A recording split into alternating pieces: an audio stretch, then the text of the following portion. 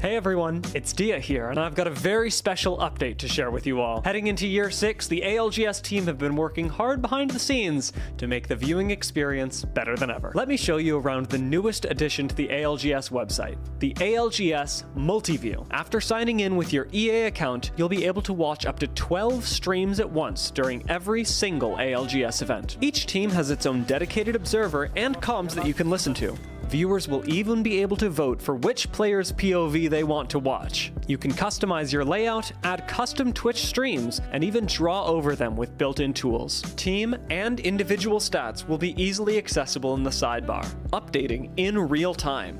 And just like on Twitch, you can clip your favorite moments as they happen. And yes, you are still eligible for Twitch drops. Now keep in mind that the ALGS Multiview tool is still in beta, so as we continue improving the experience, we want your feedback. Please share it using the button that you'll find in the bottom right of your screen. Now this tool is free to use, and it'll be available for every single ALGS event. So log on, find your favorite POVs, and tune in for the best viewing experience that ALGS has to offer. It was a stacked doubleheader weekend in ALGS, and it absolutely delivered. Team Flat showed strong consistency, finishing top 5 in 4 separate matches. They may not have secured a match win, but their consistency earned them enough points to claim first. Day 2, however, belonged to JDG. Their back-to-back victories and a huge kill count saw them dominate the lobby and comfortably take the top spot for the day. With just 1 match day remaining, they'll have their eyes set on first place overall. Over in APAC North, match day 7 was all about reject. The fan favorites exploded onto the leaderboard with 38 kills in back-to-back wins,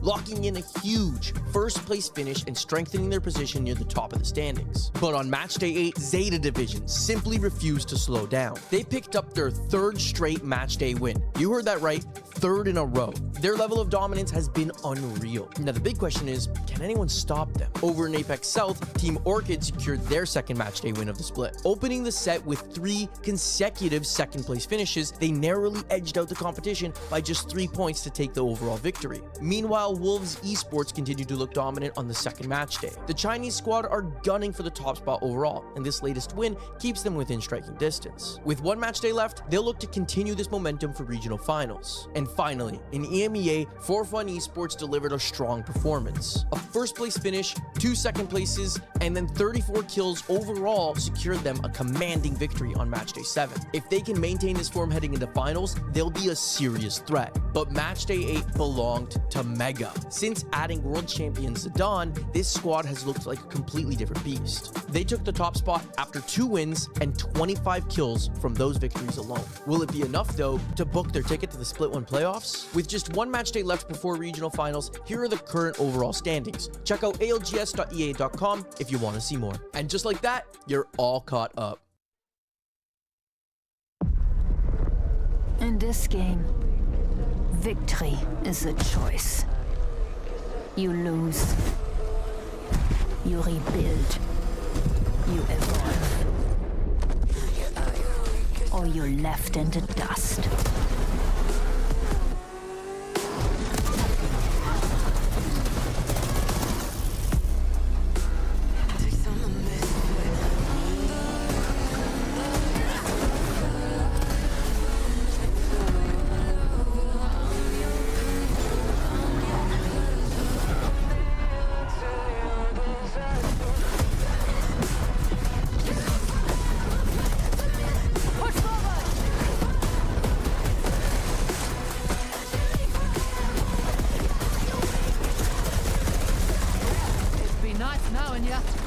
No, we are not done yet.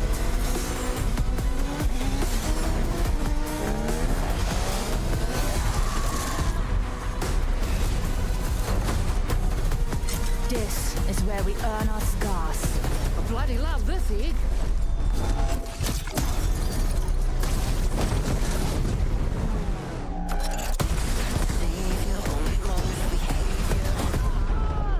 Every loss takes a piece of you.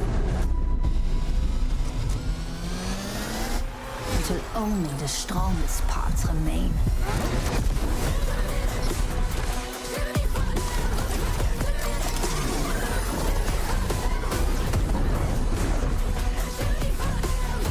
Keep moving.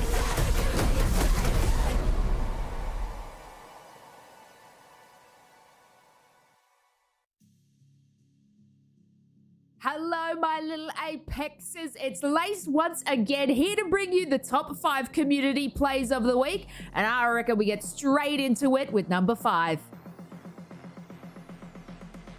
As we welcome back a familiar face to our community place, Brandon has the ring closing in. The entire map looks like a volcano exploded inside of a microwave. Shots fired immediately. That aim is cleaner than my search history after tax season. Look at this positioning, and by positioning I mean sprinting directly into danger like a raccoon chasing a Dorito. Confidence levels are skyrocketing right now. The battlefield looks like a Transformers movie directed by someone who hates eyesight. Circle is microscopic now. There are wraith portals, jump pads, 36 explosions, and approximately 0 safe decision remaining. What we have just witnessed is equal parts skill, luck, violence, and untreated adrenaline addiction. As Brandon celebrates the win, let's dance our way into number 4. Straight into the action here with Aku. Rooftop fights already popping off, and absolutely nobody involved has health insurance. Look at this aim, though. Smooth tracking, controlled recoil, enemy shields evaporating faster than my paycheck after a Steam sale. Teammates moving in, chaos is everywhere, and our player is picking angles like he personally pays rent in this POI. Audio completely useless like every Apex match ever created, though. Look at this confidence, sliding into it a drive-by like Lightning McQueen as we ka-chow our way into number 3. We've got Diamond Lobbies, RP on the line, and Dayton, our player, already moving like he owes money to 3 different squads. Arc stick to the face. Imagine opening a door and regretting everything. R99 out, bullets flying, and oh my god, that tracking is insane. That team got melted faster than an ice cream in Australia. But hold up, another team is pulling up too, because apparently every Apex player with a 5-kilometer radius smelled violence. His enemies are trying to coordinate, but our guy is moving around them like a caffeinated mosquito. Yep, probably shouldn't have pushed that one, my guy, but it looks like Octane thinks it's his time to shine. But no, when Dayton has you in his sights, 1v5, no problem. Let's take a look at number 2.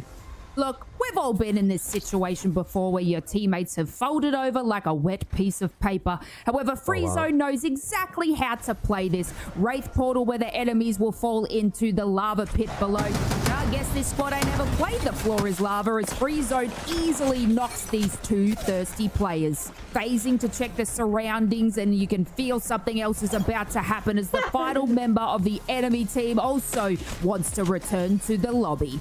Amazing work there, Freezone, and this brings us to our final and number 1 community play of the week. And it's none other than Sang on the bullet baddie ballistic with a swift drive-by knock and a Q to finish it off. There is no stopping him. You better not dare blink watching this, as you'll miss the flick Kraber shot. I mean, Sang already has 10 kills. What's a few more? The kill feed right now looking like a grocery receipt. I feel personally offended that Sang chased that poor Maggie, but Sang is hungry for that RP. Final clean up now as this Ulta has nowhere to go but back to the lobby. And that was your top 5 community Apex plays of the week. My name is Lace. You can follow me at Lacey Somerville on all socials, and I'm just so excited to see what you guys come up with next time.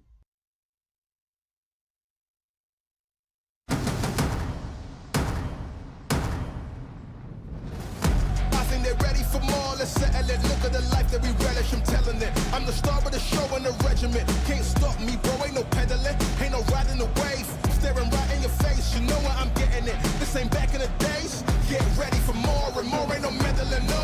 Gotta know what my head is for sure. I had a show when I was young, I had my back on the ropes. Looking like I never had her on roll. In school of hard knocks, I get hard drops. Got drive even when the car stops. I don't watch it if they let me. Ain't no get ready when you stay ready, let's go.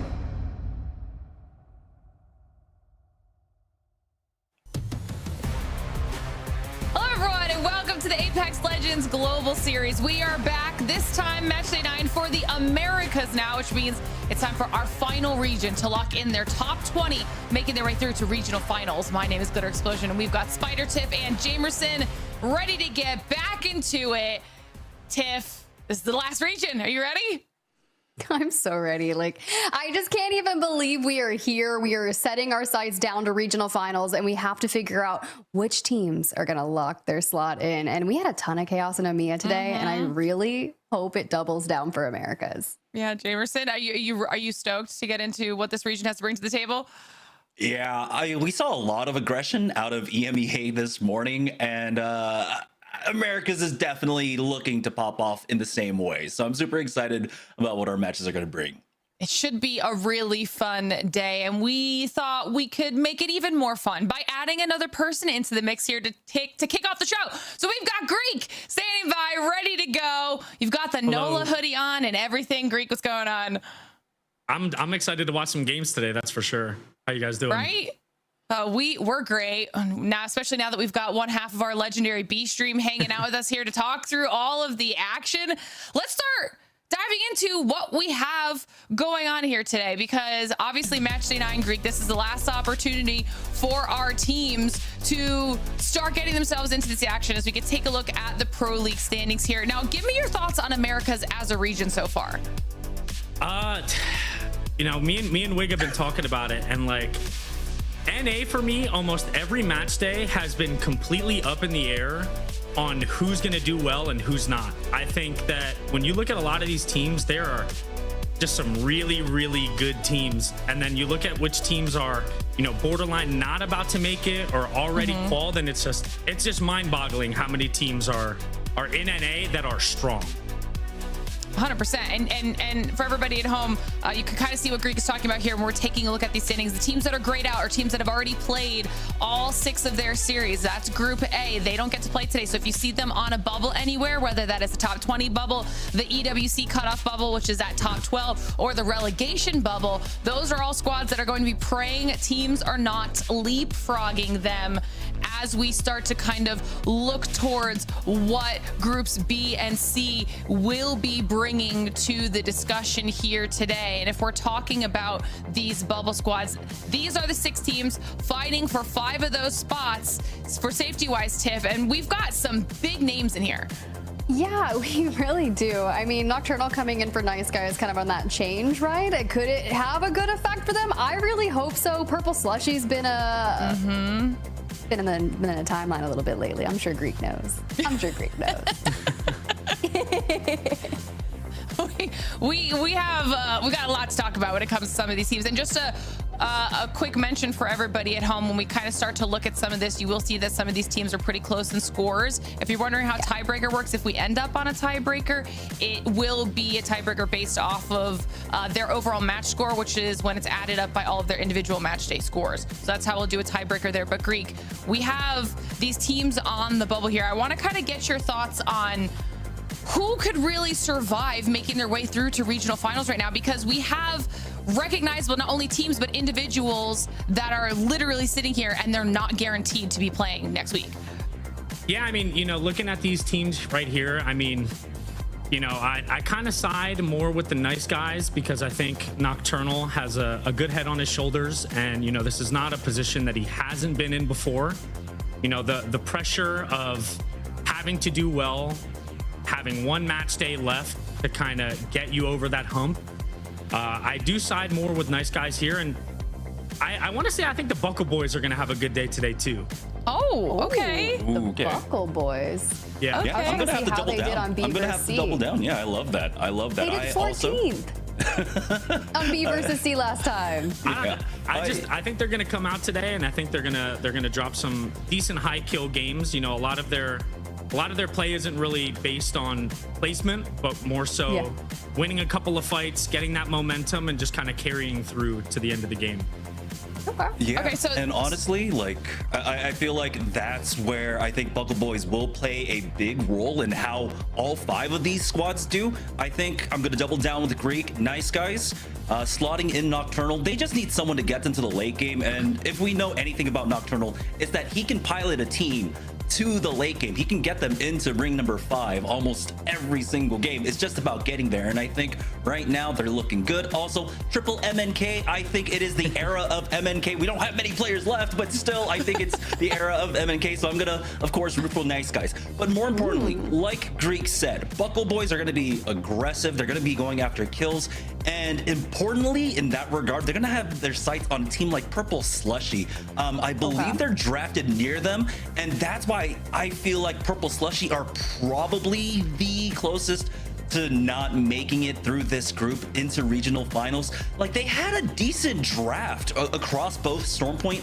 and on Olympus, but it's just looking at the teams around Purple Slushy right now, that's going to dictate their games for them. There are just so many aggressive teams that'll get in their way, that'll literally stand in their path to victory. So right now, it looks like Purple Slushy have their split on the line. Yeah. Okay, so it seems like Greek. Do you kind of agree with Jamerson's predictions there? Nice guys in potentially Purple Slushy and going to struggle to really make their way in. Yeah, I mean, for a lot of those teams, when you look at the leaderboard, that like 11th through 18th slot is all teams who are playing today, where I feel normally around this time, those teams that are towards the end of that qualifying for regional finals usually have already had their 6 match days. So I think a lot of the pressure is kind of alleviated from them, because most of the teams that have played their 6th match day are already underneath them. So as long as they don't get like a 17th through 20th, maybe even like a 15th, like a lot of that pressure, they don't have to have like a top 5 kind of day to make it to regionals. Well, you know what, Tiff, you mentioned it, so we're just going to skip straight to it, okay? Because you said that Purple Slushy was on the timeline, so what better time than to bring it up? We saw a tweet out of Waltzy, who was a little bit upset with them, Tiff, so kind of talk me through this. Is this some scrims beef here? Basically, Unruly drops PK gap on my IGL, LAO, yeah. When are we going to learn to stop bub fighting with subs? And then Waltzy hits him with the gas. Your team is in 25th place in Pro League. Please pipe the F down. That's kind of wild. And honestly, if Waltzy said this to me, knowing this man can throw up like 50 plus dumbbells in each arm, like I'd be like, yeah, you know what? I will. Like, I'm just gonna go find a rock. I'm lifting it up. I'm Patrick starring it today. Like, bye. Yeah, I like the chatter between the players. You know, I see nothing wrong with Purple Slushy trying to gas themselves up. You know, build a little bit of momentum. Also but true. I also don't see anything wrong with Waltzy. You know, ego checking them a little bit. Right? I just like the banter. I think we need more. Obviously, like, it's always fun to see this kind of stuff, and the entire community like gets behind it, and they're like screenshotting it and being like, oh my god, look at this interaction we just saw. It's on Reddit now, and there's a massive thread, and like, I just love doom scrolling that stuff. So. Yeah, get everybody hyped before the final match chain. If we're talking about the Falcons, we might as well just keep going, because I don't know if anybody saw, but it is the CEO's birthday today. Okay, and you know, just a cheeky little here. Let's win Pro League on my birthday, shall we? Greek, you gonna sing, Greek? No, I'll sing with you. I was gonna call him Unk though. But. Yeah, I mean, that's fair too. We could do like happy birthday, dear Unk. I mean, he has been here for quite some time, but is it just that easy, Greek? Can he just decide that since it's his birthday present is winning Pro League? Is that just how easy it is for Falcons? I mean, looking at his history, I mean, there have been days where he's done it, so you can never really put it past him. He's more than capable of it. Team is good, you know.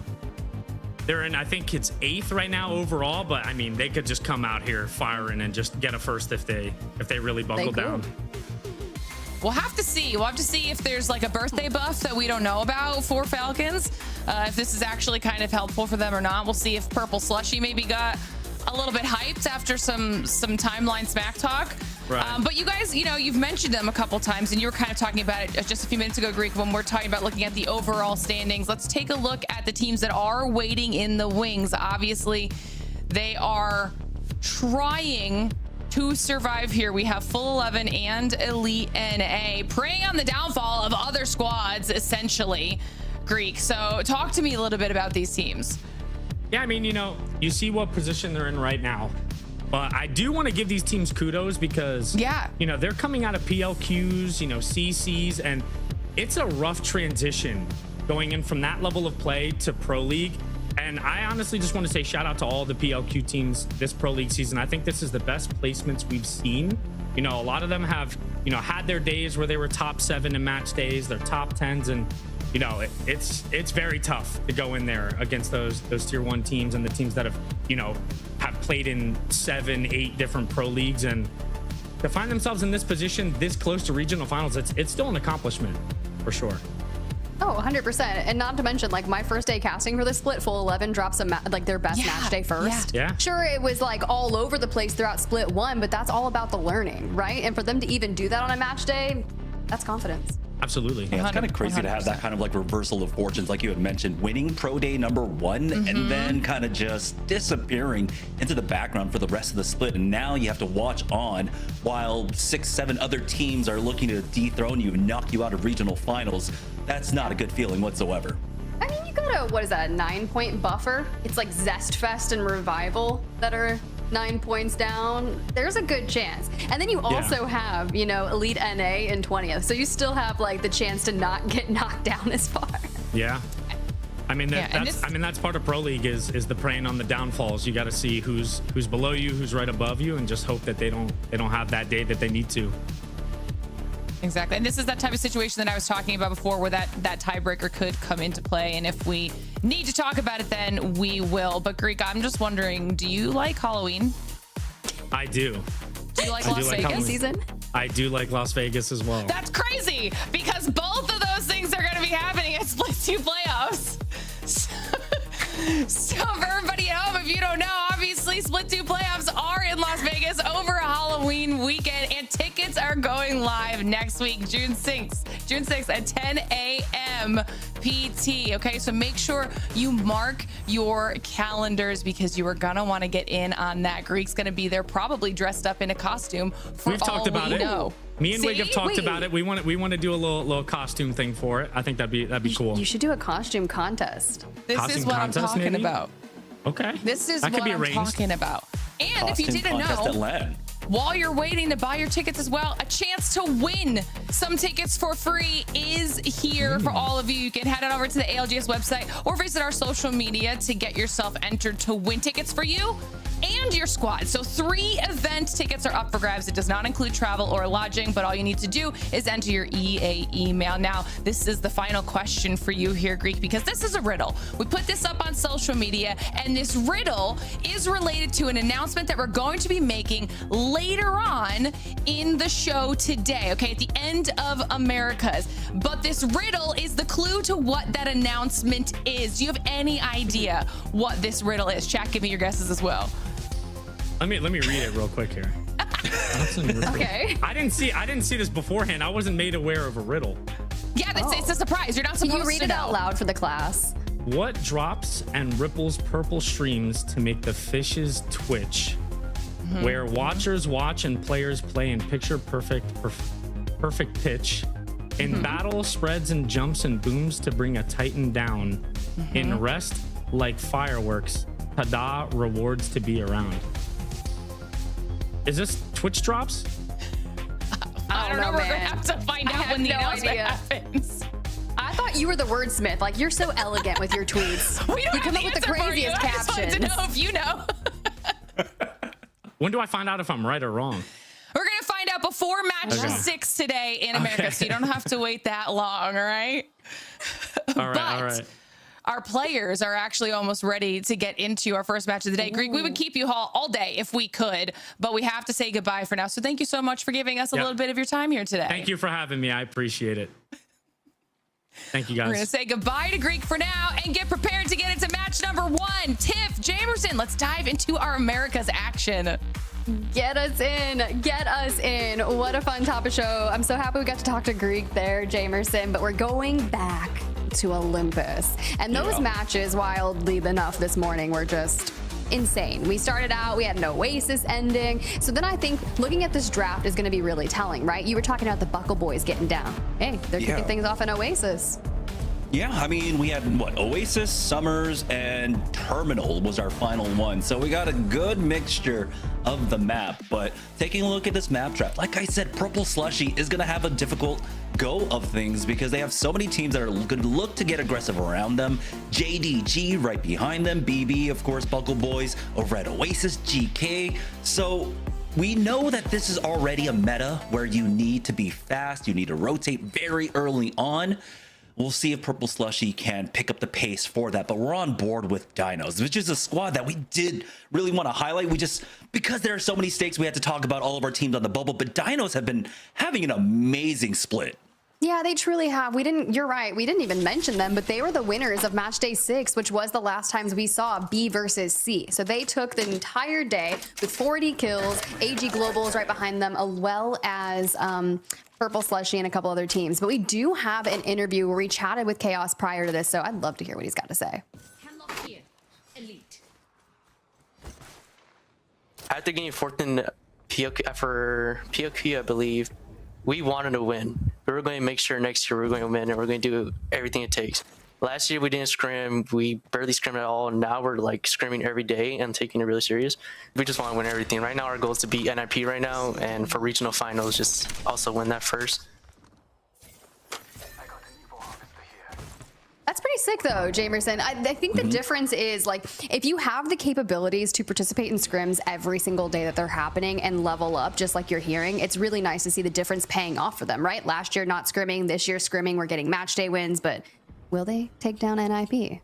Yeah, it's been honestly a pretty impressive journey from for them, right? Coming out from CC, making it into Split 2, and then just disappearing with the middle of the pack.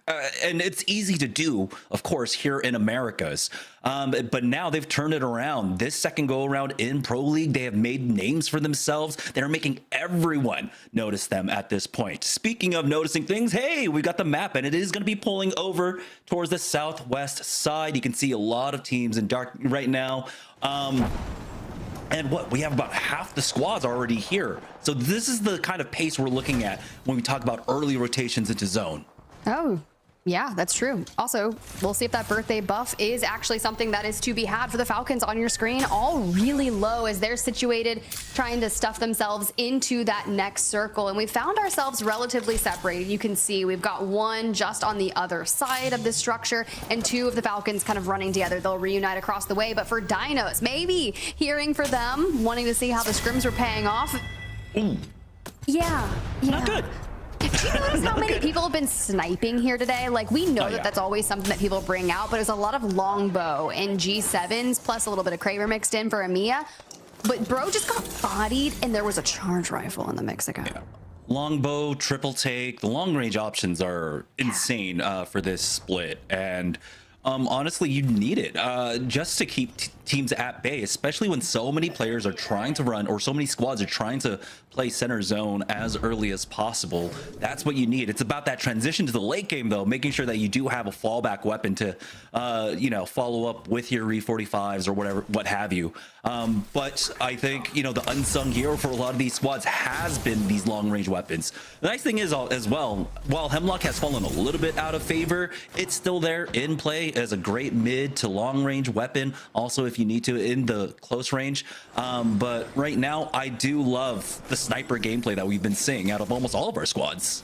I do too, honestly. And for some of the players that have just been locking in for the old reliable wingman, pairing up the R99, but Crazy Thieves, I feel like we just saw a little rift play there. The team dipped out, and Crazy Thieves is like, it's fine, I'm here. Yeah, HE Global didn't quite connect with that Valve Q and decided, yeah, we're not taking this fight. And they nope out in the nopiest way you can, taking the phase driver all the way up to Rift here. So Crazy Thieves, of course, going to be a little bit slower on the rotate, and they'll take their time just to make sure everyone's going to be sitting on purples once they do get in.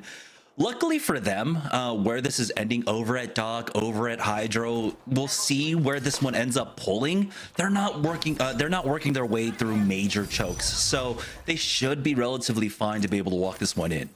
Oh, okay. Well, Keon dropped a knocked here. I was curious to see if we're getting yet again another crypto ban. To be fair, it was really, really close. It was an 18 crypto in the lobby versus 17 Axel. So I'm expecting like a very aggro style of gameplay. Now, when you think back to Amiya just early on for match number 1, I feel like we were already down to 12 teams at this point in match number 1 because everyone was inting. For now, we have a bit of a ceasefire, right? We're kind of respecting the cause with only one team that has fallen so far. We saw it happen. It was DINOS and just got caught out. But the other teams, we're all getting into that next circle. And Godlike, I think they're trying to gatekeep AG Global. It was kind of funny how in EMEA the games were almost reversed, right? Like match 1 felt like match 6, and then at the end when there were concrete goals and stakes on the line, everything slowed down in game number 6, I would say overall. But here, also a difference you're going to see is that the pace of the games, with Axel being very much more prominent, it was a quick adoption of Axel as a legend and into legend compositions for Americas. No surprises here whatsoever that she almost dethroned Crypto as the first ban. I mean, he's been consistently getting banned across all of our region in games, game number 1, but it's surprising that it was actually this close. Definitely. Well, Crazy Thieves have moved on from kind of gatekeeping the terminal area as they have to set their sights onto the next circle. And as they do, JD Gaming, a relatively late rotation because basically from where they started, it just caused them picking things off in Stabilizer. Now, we'll see EMPs being invested. Jen Burton, Phony, and Verholst are going to have to find themselves getting shields back on. We know what, basically, we talked to Naughty last week and how much faith he has in Shuby and floating. And with all the damage they're putting on, stunning Crazy Thieves up, the swing comes in from Gent. But so far, it's looking to be the way of JD Gaming.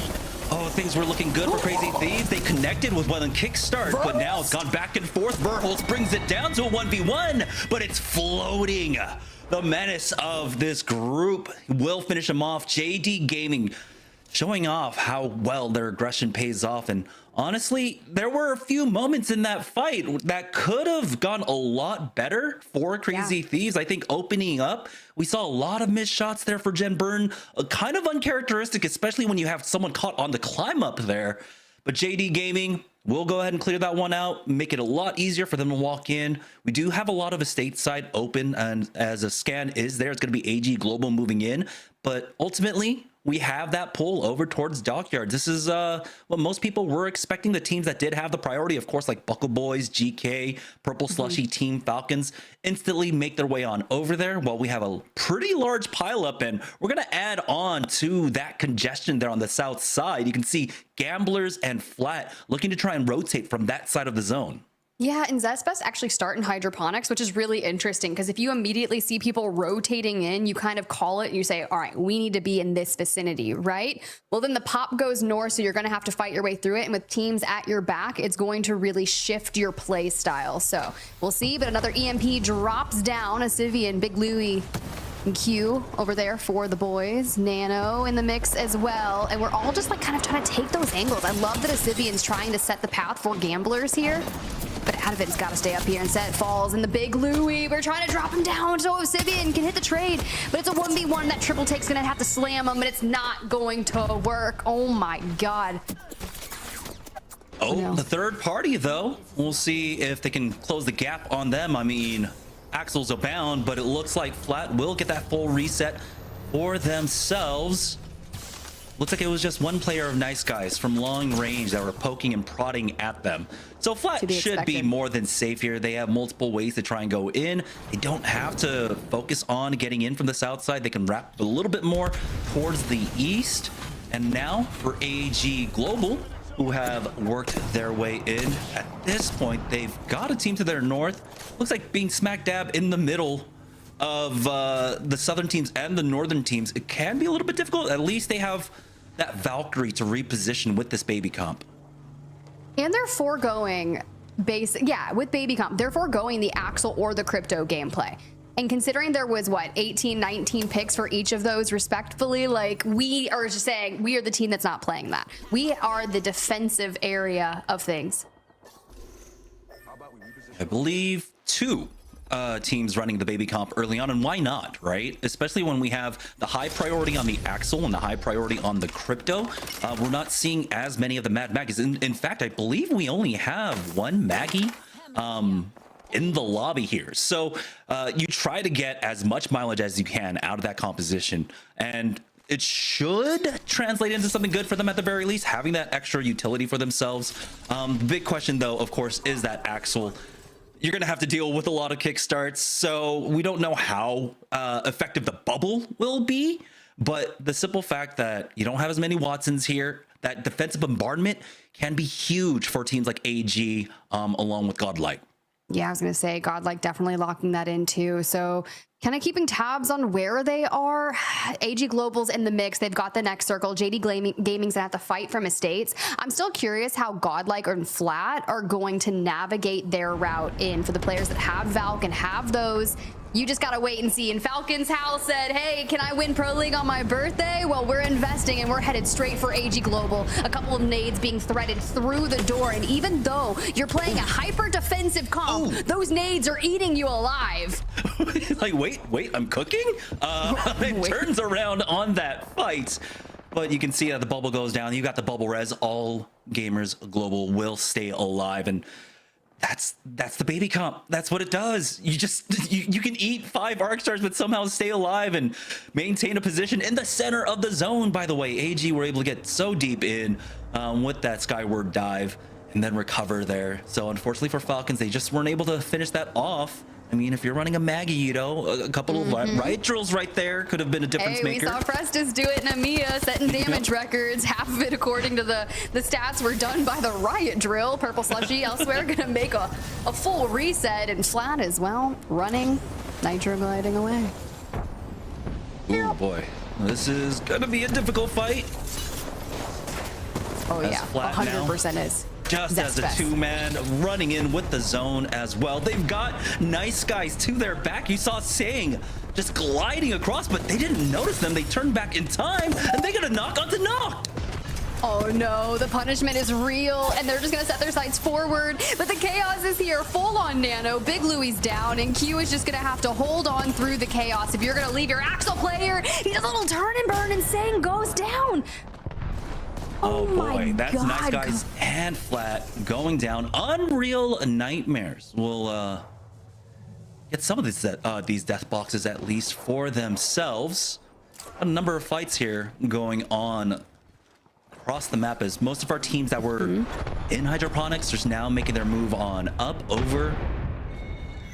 At this point though, it's a difficult move. We still have like 5-6 teams caught up on the south side, but here on the north, well, in the northeast over at Estates, it's a fight between JD Gaming and HUSS going for that res back in the center of the zone. Looks like Falcons are making their move. They're able to get underneath AG Global.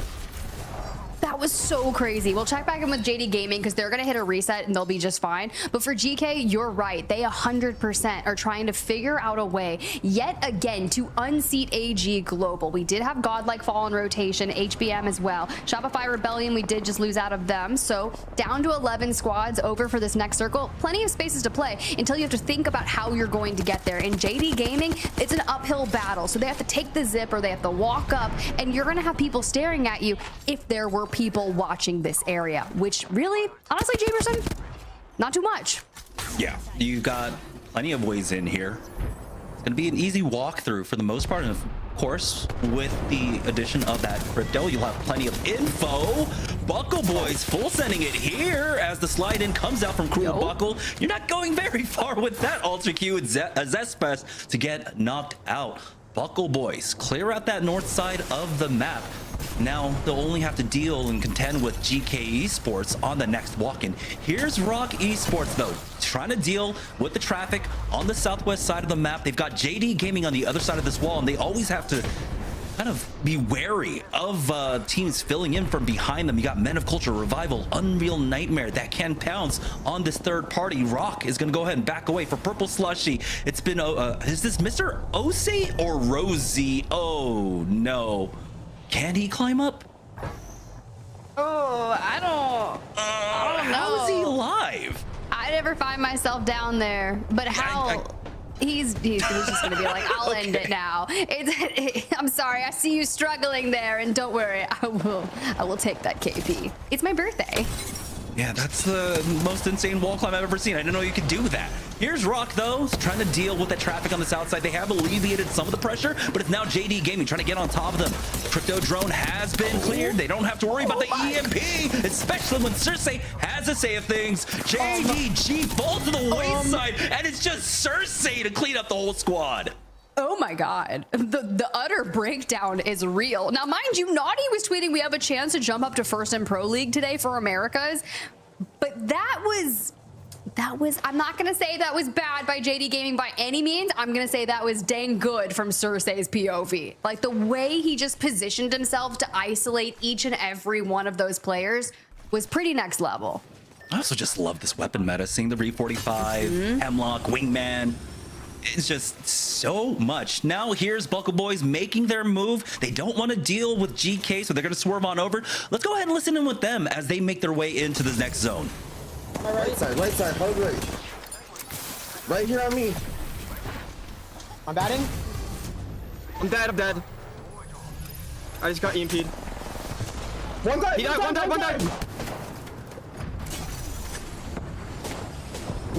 I'm on them right here. There's a camera right here. 52 on 2. Get them killed. I'm dead. Let's chill right here. Can you grab banner? I have Moby, but I don't drone yet. Just keep spin. I got the spin. Get inside us. Bro, fuck my life, 6. Dude. Oh, so 6 with 3. Nah, we should.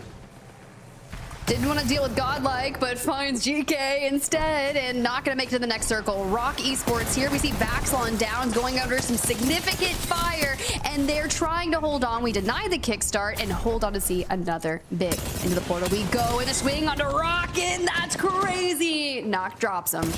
Yeah, we're down to our final 4 squads right now. Unreal Nightmare trying to send it on to GK. With dropped already gone, they're fighting a man down. That's going to be another one. Keon falls as well. Knocked in a 1v3. Not much to do here. Unreal Nightmare will clean that up for Team Falcons and All Gamers Global, though. The kickstart into the air. But they'll be able to bubbles down. Imperial Howl tries to go for that climb up, but the EMP is going to slow him down. There's Gilderson with the peaks. Takes one down as Yanya trades on back Falcons in a 2v2. But All Gamers Global try to turtle up. And luckily, because of the reset on the other side for Unreal Nightmares, Team Falcons will be given a lifeline here to try and go for the reset, but there's the EMP. And now you see the push coming in. Hal is still down, but I love that Guild gets the barrel to block the door. Still, Rails answering back with some of the gas traps himself, and they are turtled up behind the wall, just looking for angles. Rails, no shields.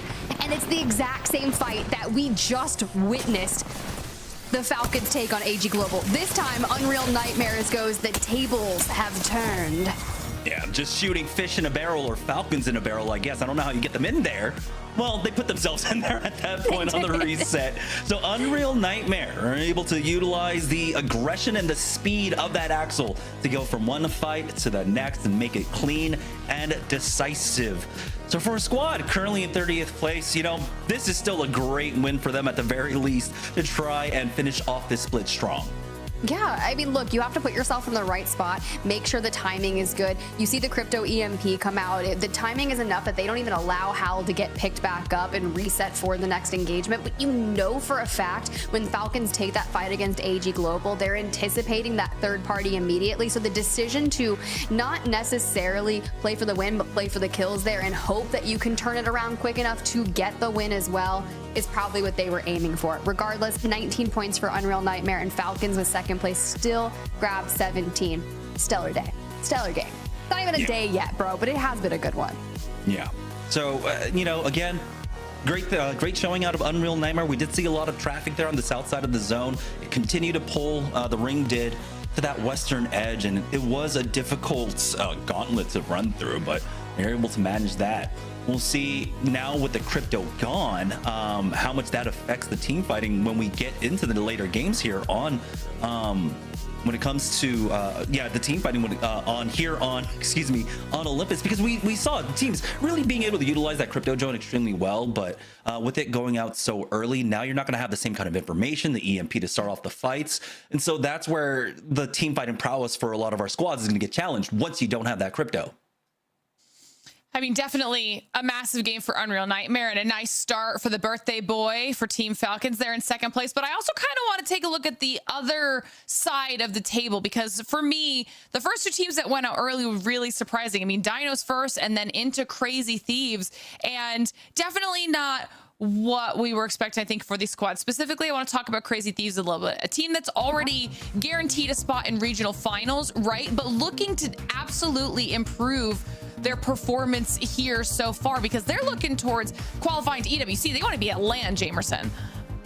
Yeah, I mean, of course, there were just so many things that were out of their hands throughout this split. Getting Gen so late in after you've already played, what, 2/3 of your games, and then not being able to really practice as well. So the deck was already stacked against them. But I like that, you know, Phony still is keeping his head up strong, and he has some choice words for any doubters at this point, and I'm not going to doubt Phony. I do understand the struggles that they have to go through, but it is still a difficult journey to try and secure that spot for themselves. Yeah, honestly, and you know, I know I'm not the only one saying that. We know how good of a team they are and can be. It's okay to enter a slump, and Monsoon kind of, you know, really echoing that same sentiment here, replying to Phony's tweet that he put out last week saying, you know, you guys are undeniably some of the best players on one of the best teams. If people talk some smack, it's because they're painfully ignorant on the process of how Apex Esports works. And honestly, like Tiff, we've seen all of our good teams go through a little bit of a lull. This is not like it's something that Crazy Thieves can't bounce back from, you know? Yeah, we're also not in the same era that we were in when you had like the TSM and Dark Zero dominance like years ago, right? Once we enter into the phase of legend bans and all these different POI draft things, we're kind of changing so much about the game that it's flexibility, that good teams will have bad days and teams that aren't doing so hot are gonna be phenomenal, right? It just really, as long as you look at your match series set and you just take it game by game and you can reset that mental and like block out all of like the crap that you see online and just deal with your job, because that's the hard part, right? You're clocking in, day out, and playing so much Apex Legends that you just have to show up and know that you are really good at what you do. 100%. I mean, I got to play with Verhulst in Bolo's Apex Legends tournament the other day, and I was kind of talking to him about, you know, what's going to happen today.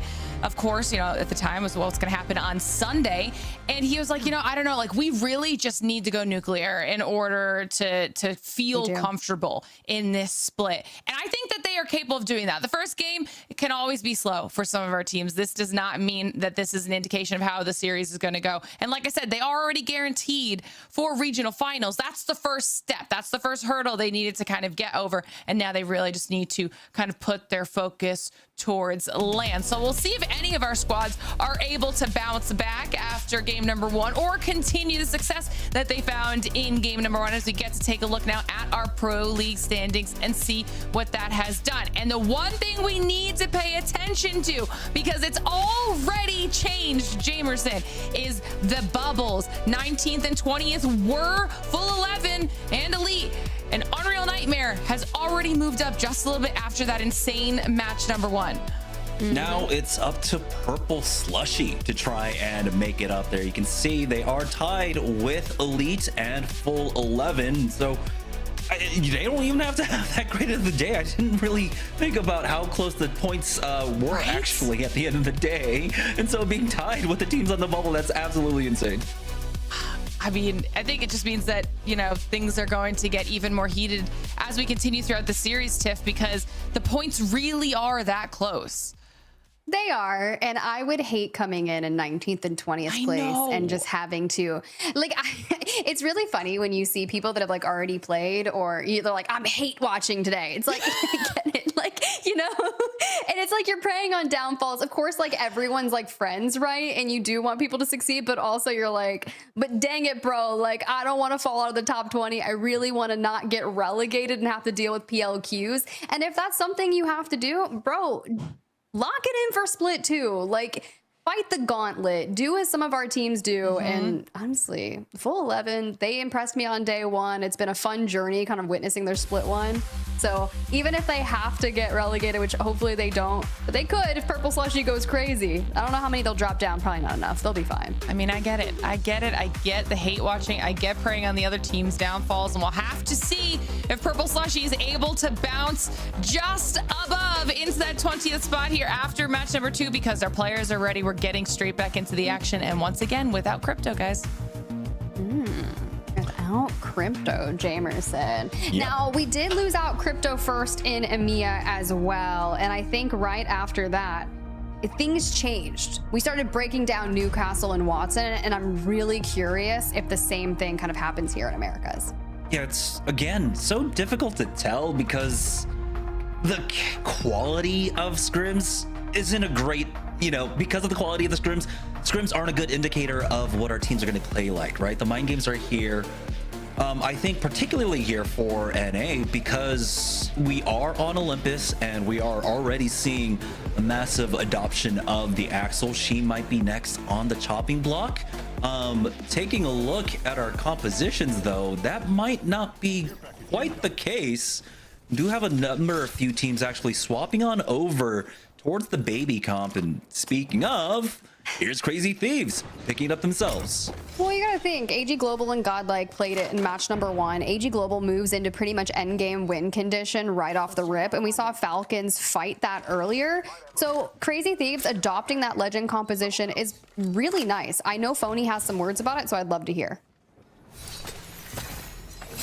Just over time, as an IGO, it doesn't even have to specifically be designed, but over time as an IGO, like once mistakes start piling on, it kind of takes a toll on you, and you start to have some sort of doubt. And all you do is need some sort of reassurance on the type of player you are, and obviously a good support system. Ooh, interesting, Jamerson. I mean, we were kind of hitting on that, right? Like, this is your job, kind of clocking in, keeping the mental healthy. Then that is a massive part of this game. I mean, we've seen already in this split a decent amount of crash outs, not gonna lie, by a few of our players that are currently in this lobby.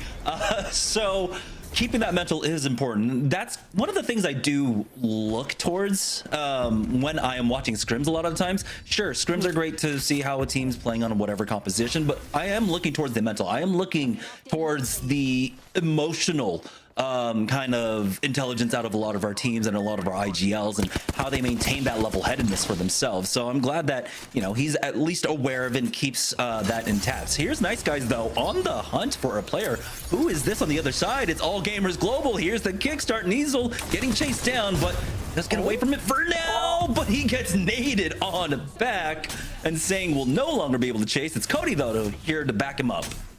That was actually a pretty well-placed nade. We throw a thermite as well. You've got the mobile cube, but look who's on the other side. We even break out the wall slam to defend yourself from Nice Guys, and it opens the door for Shopify Rebellion to move in and absolutely decimate you. Men of Culture elsewhere also down to a solo here, but at least it's their Wraith player who is legit yeeting themselves on some fellow Axel Kios.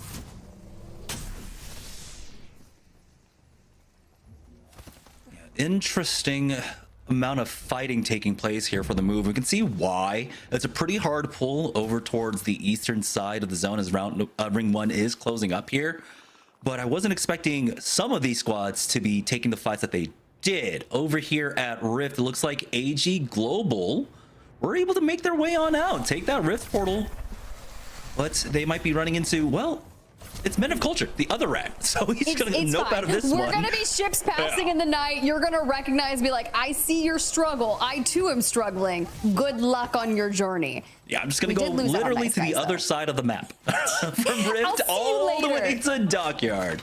You know what? Sometimes you got to do just that. And I think Men of Culture is eating into Rift, which is going to be like a warning signal for Godlike to full send potentially, because they're going to see one player come out of it. They think he's back, he came back.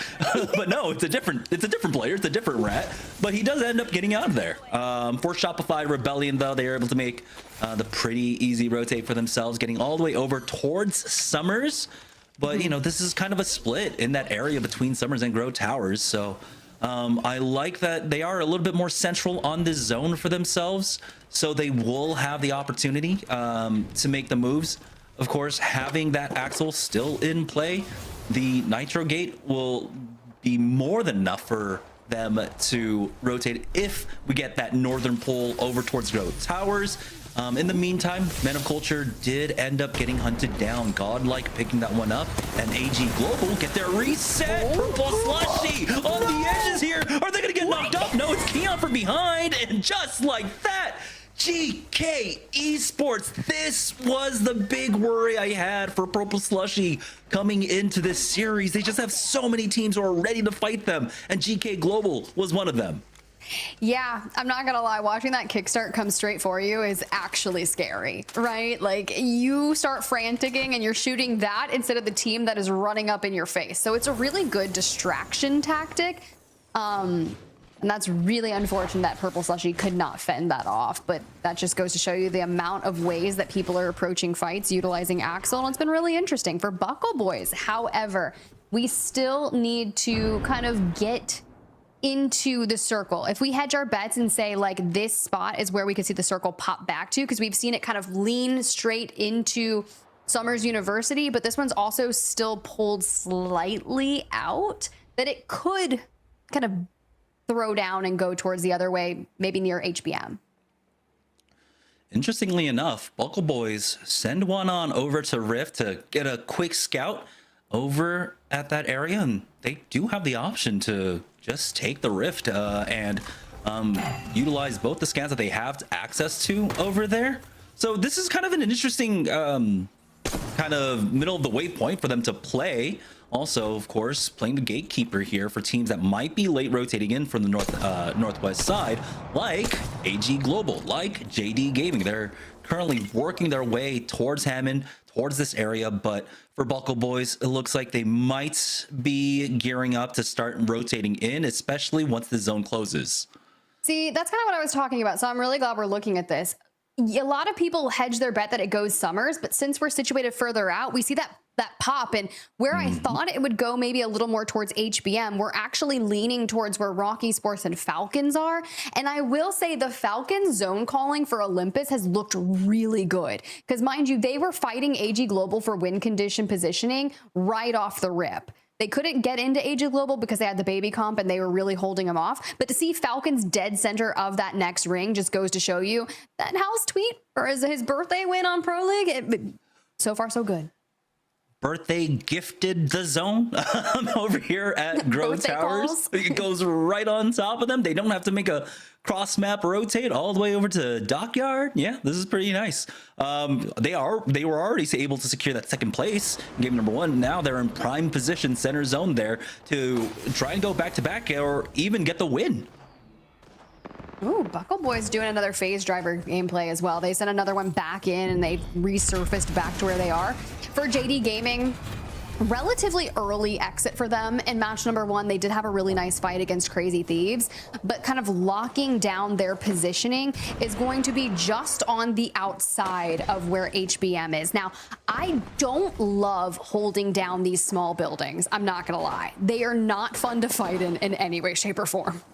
I think they have a decent read though, because we are not, because there aren't that many Mad Maggies, right? I think that's the big thing when you play the bike depots about dealing with holding these positions. But as I say that, oh my goodness, they're getting sent. Yeah, but like when you don't have to deal with the riot drills, it's a lot easier to hold. For DINOS though, making this rotate in, they're gonna go down here in 17th place. Very unfortunate rotate in for them as they get caught out by JDG. And yeah, they might have just tried to force the issue there. Unfortunately, didn't have to try to rush in, but JDG were ready for it. For HBM, they're going to be able to recover Spurtsy, as they are another one of these squads that are stuck here on the southwest side of the zone. They need to walk in. They don't have the next ring scan. They don't know quite how far they need to go, but they'll know in about 40 more seconds that this is not the space for them. They're going to have to rotate in for the next zone. And unfortunately, you've got so many teams already in Grow Towers, in the 2 main towers that have really good sight lines all around them. Yeah, Shopify Rebellion, a good look at them over at Summers University. I'm okay with them being down here. They're going to get that next pull information and see where they have to go. They're already kind of pinging long distance wise of the rotation, like, hey, we want to kind of carve out this way. So I'd love to hear their comms going into this one. No, it's not free. I just completely lied to you guys.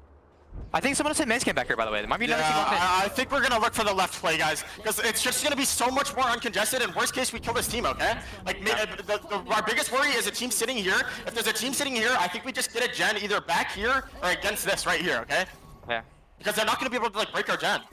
Yeah, I agree. I'm gonna listen. Koi, can you come to me? Can you come to me? I want to start scouting. You want to rehack console or no? Wait, I like you want to leave this spinner. Is that? I'm sure you have some watch left for me. Yeah, listen. I need to go scout that spot, okay? Alright, when do you guys need to watch the left right? Console. Watch left route or left route. Go on. Okay. What goes on? Yeah. That's the play, guys. That's the play. Okay, listen though. We need to care getting wrapped. Team here. Oh, what? Do you want me to carry the right wrap or left wrap? Hold on. Just keep holding left. Hold left. Koi, can you watch left? There's a team stuck here, bro. Going us out.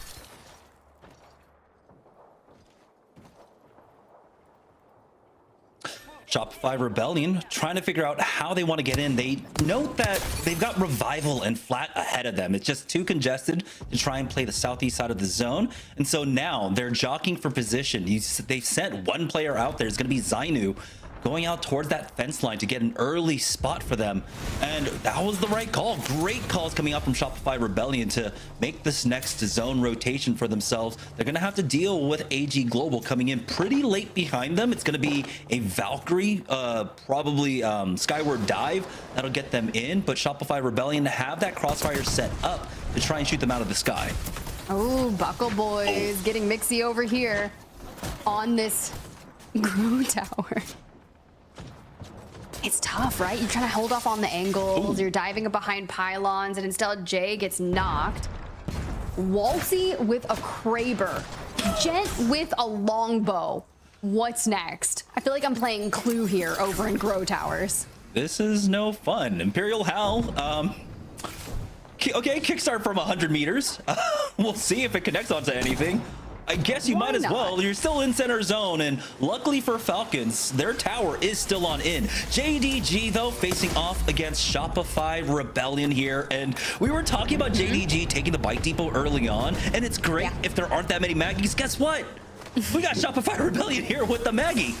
And HBM is about to follow and throw down, and the circle bouncing back. It's so vital they go for that position, and Flat on the other side of things really running into some issues. They got Big Louie last alive, but we saw in EMEA how prevalent using the knockdown shield to block a doorway is. Yeah. Just ate his riot drill there. Now he's got to deal with Alter Q on the other side of this one. Just waiting for the cooldown. 8 more seconds on the next drill. You still have to worry that the Alter at any point can come on out. There's the challenge. Did he do any damage? A lot of confusion. Riley Mechanic almost got lost in the sauce there. But he will secure the fight for his squad at the very least. But oh my God, was that close. I'm really living for all these knockdown doorway fights, but back to Crazy Thieves we go. The pool comes through. We have to go all the way towards the other side, towards the bike depots, in which I was basically saying, JD Gaming, I hate this positioning. And now if you hold it, you can potentially put yourself in endgame. Zest Best, on the other hand, down to just a solo amongst the chaos of Grow Towers. And Falcons, on the other hand, we know there's a Kraber and Waltzy, so we don't want to peek out through here. And they know where you are. I mean, we're seer attacking all day for you. Yeah, we got 2 seers here, and it looks like both of them have their eyes set on him. Let's see, where's Unreal Nightmare? No, that is just Falcons. That's only Falcons doing that to him right now. But Johnny did find a little corner there to survive at the very least, but you got GK not too far off. Team Falcons know he is there, but they're not going to want to give up their tower for this. They're into the next zone, and speaking of zone, and get a look at it, it will be pulling away from the towers into the open ground here in just a moment, where Shopify Rebellion and JD Gaming are set up. That is going to be one of the craziest fights, because they both know they need their space for the end game. But they don't want to necessarily coexist, but we're not willing to throw with HBM Revival on our backs. So until then, it's all about focusing what's happening on the other side, and for the teams that need to get there. Godlike across from CRT with Falcons playing Overwatch, and Rock is in a different Grow Tower as well. You mentioned Unreal Nightmare, especially after their win in match number 1. How are we going to get there? We're nitro gating through the air. It's feeling crazy Nitro Circus-like. Oh, Huntsman ends up falling. Falcons in a fight of their own up against GK, as we have 3-4 teams kind of stacked on top of this tower right now. Huntsman instantly gets thirsted there, so it's going to be up to Rails and Davis Wave to keep them in this game. They've got a minute to try and recover that death box, but they're not going to have the space. There's the pressure now coming out from Rock Esports, going for the peaks. They get cracked. Saucer and Circe do, so now it's Vaxlon tagging in to apply some pressure onto them. It'll just force Unreal Nightmare back. Ooh. There's Yanya. Takes some good angles at Vax. Forces him back up towards the Jenny. And now it's just the layer cake action. AG Global Rockies, where it's Unreal Nightmare, the trading of blows, but you always have to get back up towards your high ground, watch the stairs, make sure you fence it off. We trap it up and they just push anyways. Unreal Nightmare eliminated, and now Sauce has to deal with AG Global. The lower level has made it to the top, and it's a multiple effect there, straight on to Rock Esports. I will say AG Global is so good at keeping fights off of their space and just taking it from other people. You're allowed to do that when you got the big boys, right? Go for the resets, get them right back on their feet, get right back into the fight. Here's Falcons, though. They've got a relatively clear path to try and walk this one in. They do have Revival on the southeast side, trying to keep them at bay. But with the Nitro Gate, they're going to work their way on in. Here's Godlike finishing off Cruel Buckle, the last member of Buckle Boys there, finishing them all off. Slam comes in, but not in time to keep MT up. Luckily, though, Slayer's on that new castle as the defensive bombardment goes down. And does he go down to his own? No, he does not. It's going to be multiple layered on top of each other here as Godlike trying their best to survive here. Slayer will be the next focus of attention as Jets gets shot out of the sky. Godlike will fall, bringing us now down to our 7 squads. Team Falcons getting Guild back on in, and JD Gaming is focusing forward. AG Global between a bubble and a hard place, and Falcons down to literally Guild, who they just brought back. See, All Gamers Global, though, have to deal with multiple squads around them, and they've utilized a lot of their defensive measures here. So without a clear back, they can't quite punish Falcons, who are looking for that reset. And I think they might be able to get it.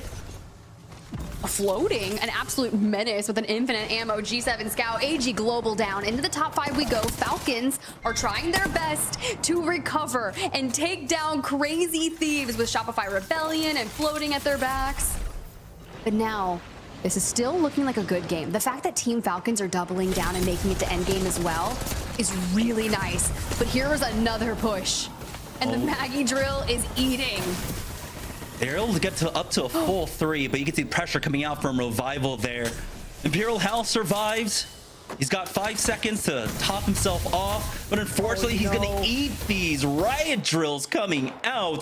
Shopify Rebellion with the Maggie pick has gotten so much value.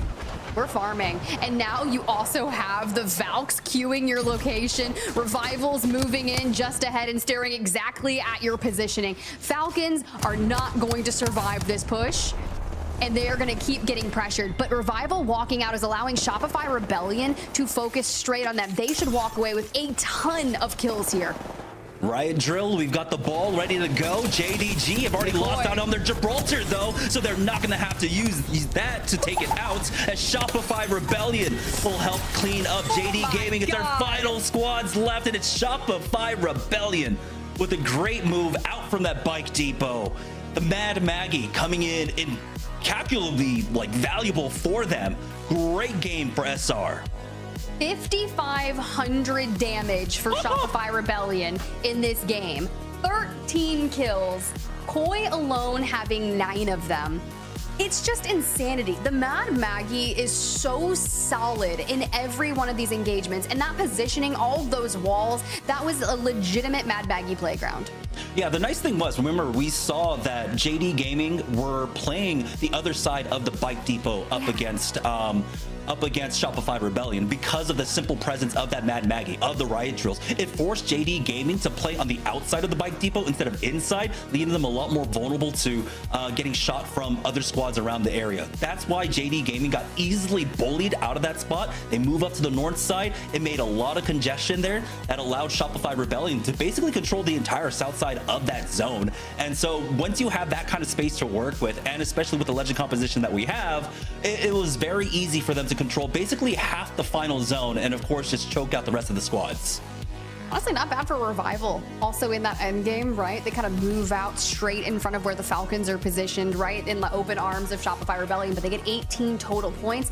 JD Gaming at 17 and Falcons 11. We go to the series results, and after that win, Shopify Rebellion moves up 12 spots. Revival, second place, gives them up 7 spots. But right now, it's Falcons on top, but not by much. We're still really close after 2 games.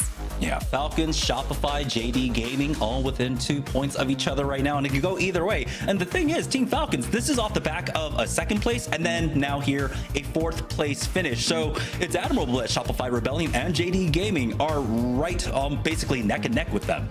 Right, and then you start kind of thinking about what that's going to look for. Basically our series results and how that's going to tune in, but who knows, guys, right? Because you can always watch Apex Legends your way thanks to Multiview. Make sure you guys visit algs.ea.com to go ahead and set things up. You can do telestrators, you can pull it all up and kind of organize, follow your favorite players. It's also available for multiple regions now, APAC included. So if you're an APAC North enjoyer, you love Zeta and keeping tabs on Yuka F and seeing kind of their dominance alongside Unlimit ahead of EWC, make sure you go check out Multiview. It's been super fun, especially if you're doing watch parties on Twitch. Huge shout out to the community is always throwing down for that. Yeah, always love the amount of tools that we have to utilize, especially when we're trying to get prepped and ready. So I'm so glad that we have a very functional, very intuitive design when it comes to the Multiview. Yeah, same. Honestly, I might go check it out and see if we got some watch partiers after this break. Of course, we'll get more into the Apex Legends dive for Americas.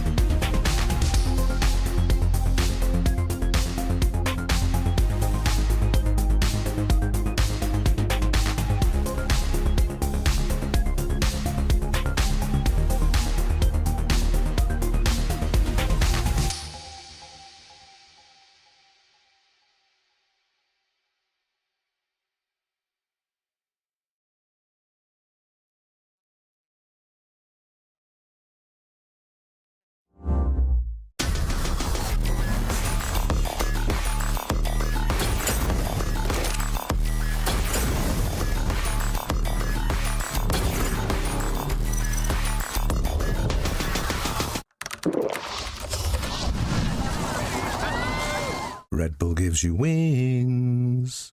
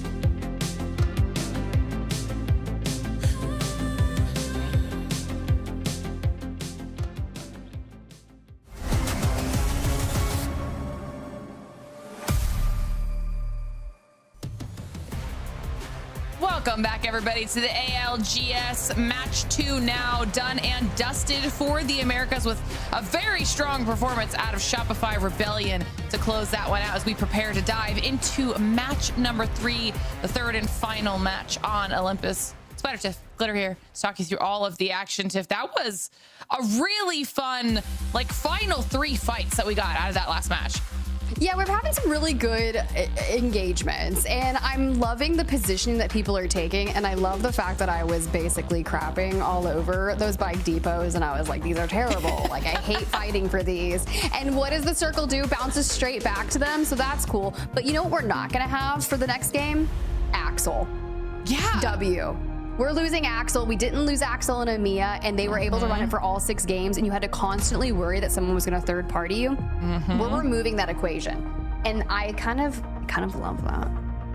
I think it'll be interesting. Obviously, that means, you know, we still have some other strong legends in play. Maggie obviously being one of the biggest ones who still will be available for everybody to choose here in match number 3, but I wouldn't be surprised if she doesn't make it past this one. But everyone will be looking for those riot drills one more time. Yeah, actually, Mad Maggie is so good on Olympus. She truly is, and I would not be shocked if people are like, all right, if we don't have Axel, this is going to be my comfort space. And if you have like a populated end game, let's say we go out towards Power Grid or something crazy, that realm, this is going to be interesting because think of all the Mad Maggies that are going to make that just so difficult to play inside. They're gonna be like, you want baby comp? Okay, bye.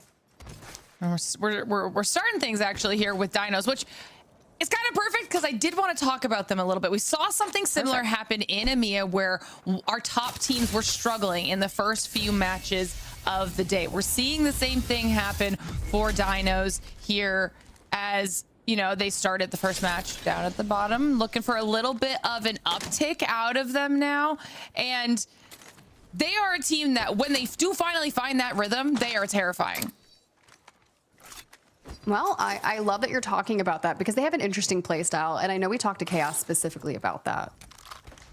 Yeah, we just like fighting. So I kind of like the season 29 change. Kind of brings out like the fighting out of every team. I like it. You know, it's more fighting. Unfortunately for Pro League, it kind of brings the quality down, but as a Pro League team, you just gotta like overcome it and just gotta learn how it is.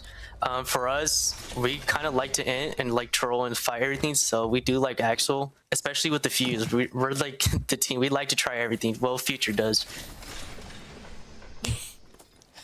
Well, Future does. He likes to try everything. Okay, well, Axel's banned here. And I will say the Alter Mad Maggie Watson really lends into the aggro playstyle they're talking about. And we were getting an opportunity here to take a look at this ring as well, Tiff. And look where it is pulling. Yeah, we're going to the Rift. Lovely that Men of Culture is running Watson right now. So they drop down, hit the ring console. They know that they have to stay in Rift. So what they do is they pop back up on top and they've got the survey beacon up there that they're kind of gatekeeping from other teams that could potentially access that. Not too many, right? But still, Crazy Thieves showing up. Purple Slushy Revival also making quick rotations because there's not a lot of places I'm like thinking about. Like there's Rift, you have the 3 circle buildings, you've got the bridge on the right side, you have top Rift, you can play underneath it, but there's still multiple circle buildings up there. So curious to see who's going to try to claim what, but it's going to be between Crazy Thieves and Men of Culture at the top. Well, you also, you know, saw Purple Slushy making their move over in that direction, but apparently that move did not go well for them. Down to just Pluto Reality, who is not getting out of there alive, and Purple Slushy go out much earlier than they would have liked. Yeah, that's tough, right? Because Full 11 and Elite NA were on the bubble, right? 19th and 20th. Sitting trying to qualify for regional finals, but they're not playing here today. So if you're trying to hold on to that, teams like Purple Slushy and Revival that are just on the outside of that, and when I say literally the outside, they're tied at 45 points as it currently stands. Yeah, it's definitely going to make it just a tad bit more difficult for Purple Slushy, but still plenty of time to regain. Meanwhile, Nice Guys moving in, trying to see if they can maybe do a little bit of damage here in Terminal. And they are on the hunt.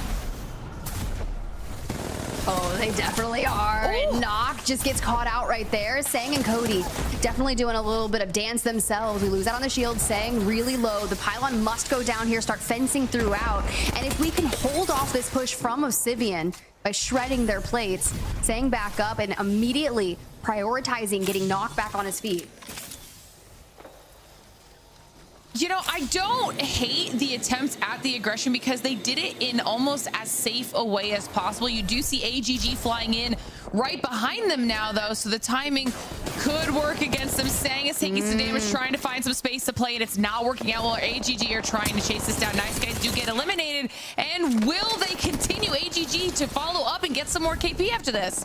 Yeah, gamblers at this point are potentially going to fall to the hands of AG Global. The third parties are everywhere. Even though Axel's banned, we still have Valk flying straight into people. The electrified dome is down, and elsewhere, we're continuing the chaos. JD Gaming had some nice fights throughout our first couple of matches and are looking to take first place in Pro League, but we need a solid 6-game series out of them. And with Shubi being the last standing member, he dips. Rock Esports coming in for the third party, they recognize it and they say, we have to get out.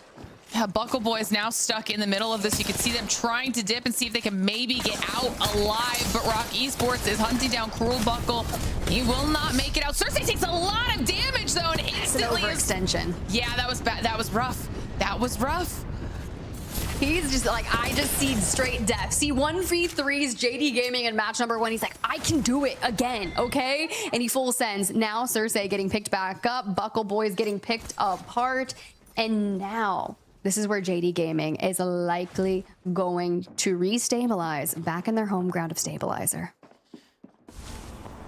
I think Buckle Boys did get out with a solo, though, so it's potentially an opportunity for them to reset and get back up as AGG just continue their tear, trying to push these fights on to anyone in their way. Gamblers is fully out after they were able to initially escape from AGG, but AGG did not let them get away at the end of it all. And now they kind of own all of the space near them. I mean, AGG is looking like they are here to just steamroll through everybody today.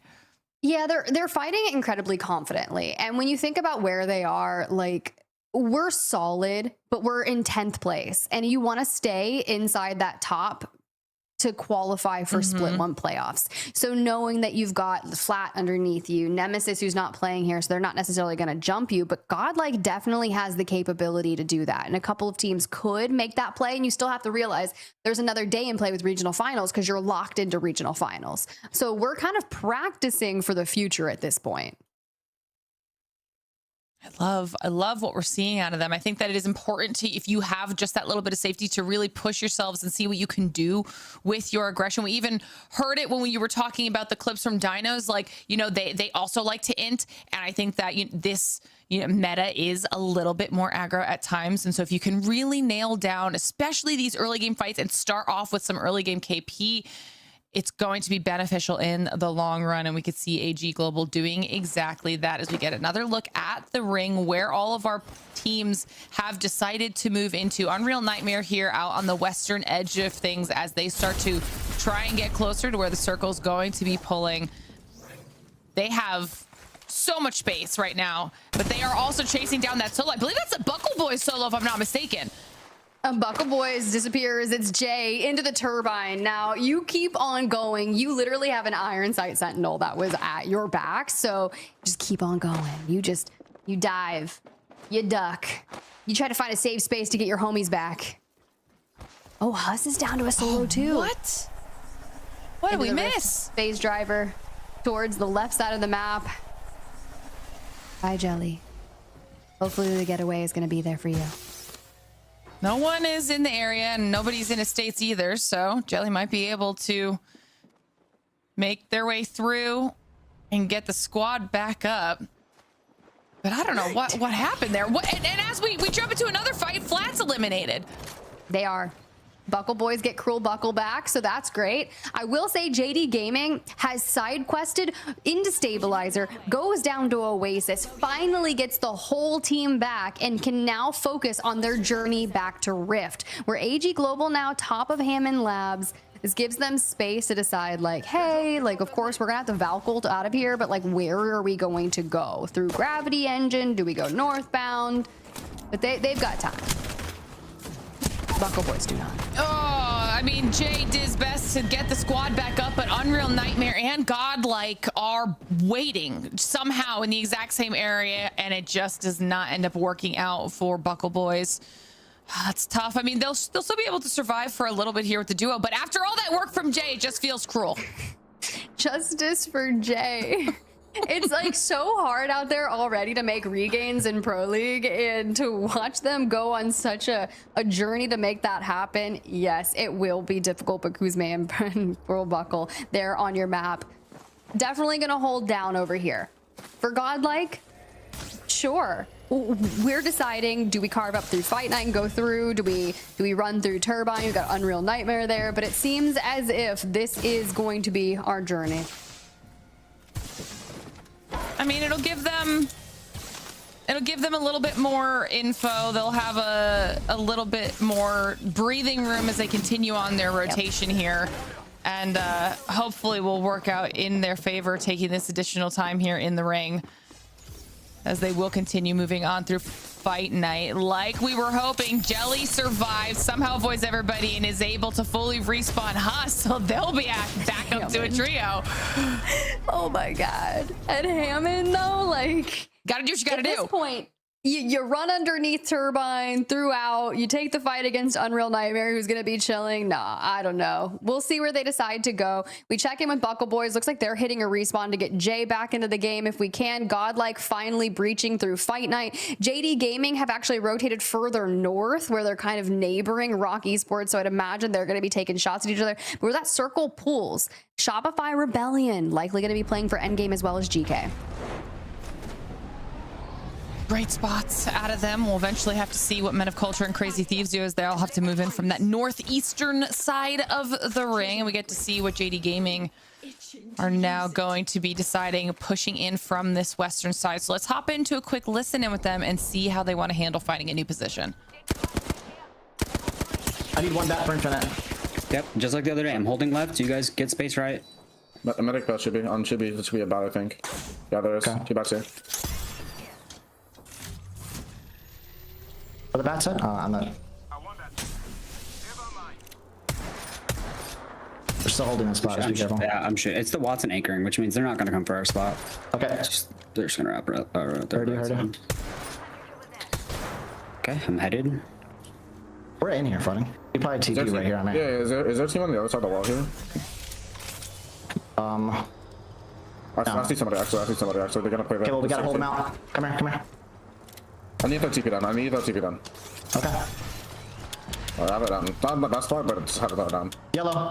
Do you have Q floating? We're gonna have to fight this team, I think. Queuing one time? Yeah, I do have Q. I'm gonna go verse over. Let's see your team. I have another Q. Maybe we can Q on this guy. Hold on. Alright, 170? I might Q down some good idea. Shibby, we have to fight this team. Yeah, Seer has blue. I can up down nades. I'm looking for a drill right side. I'm waiting for double Q.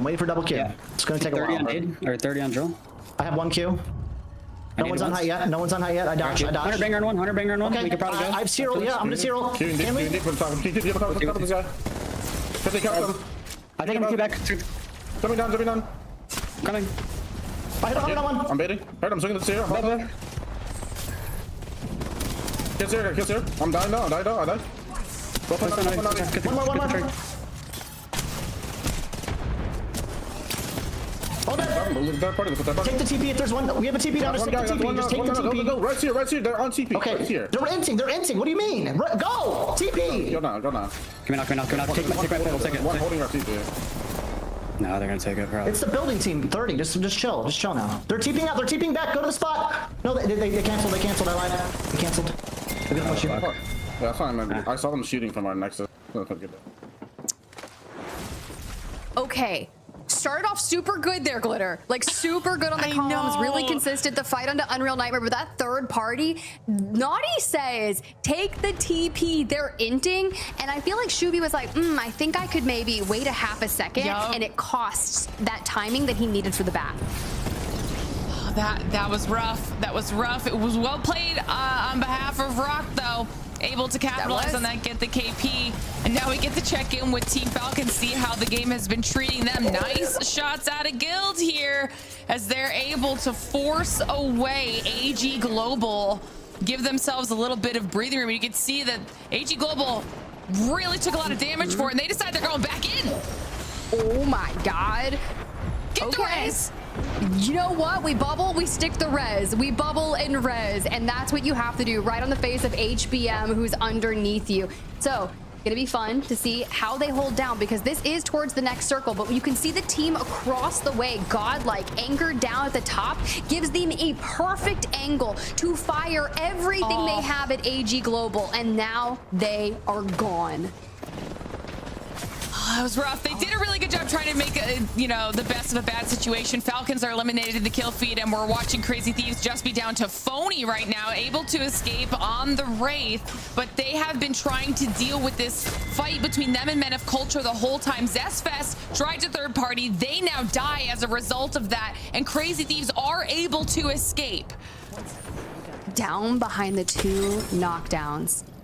Nice nade to help with stands. You can focus on hitting the reses. Now, Men of Culture, mind you, they start here at Rift, and they have held since the beginning.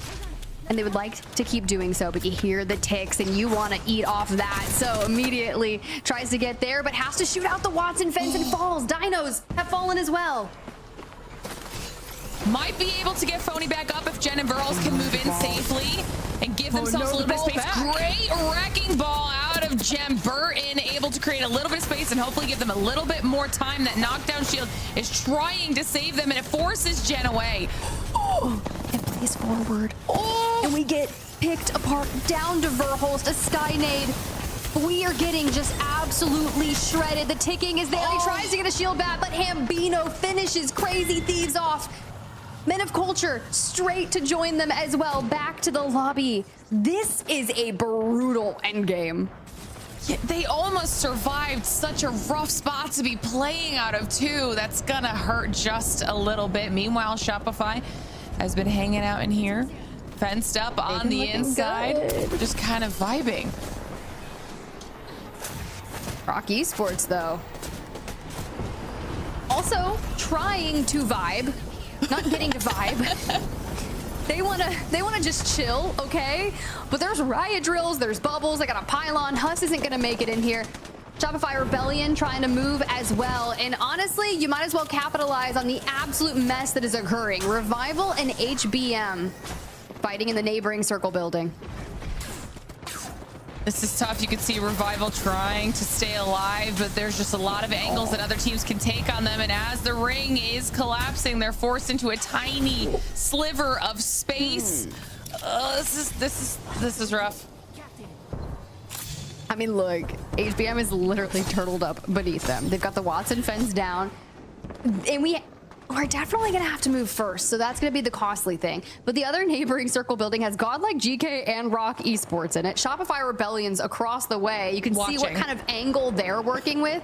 A little nervous that we're gonna have to really use that RE45 because he's got 5 bullets for his longbow. But also, no one's looking at Shopify right now because there's so much chaos happening in each of these circular buildings that they can't even worry about the teams outside. Revival are just trying to live right now. HBM are eliminated, so great job on behalf of Revival to now own this for just a few seconds longer, because something similar is likely to happen with GK Godlike and Rock Esports very soon.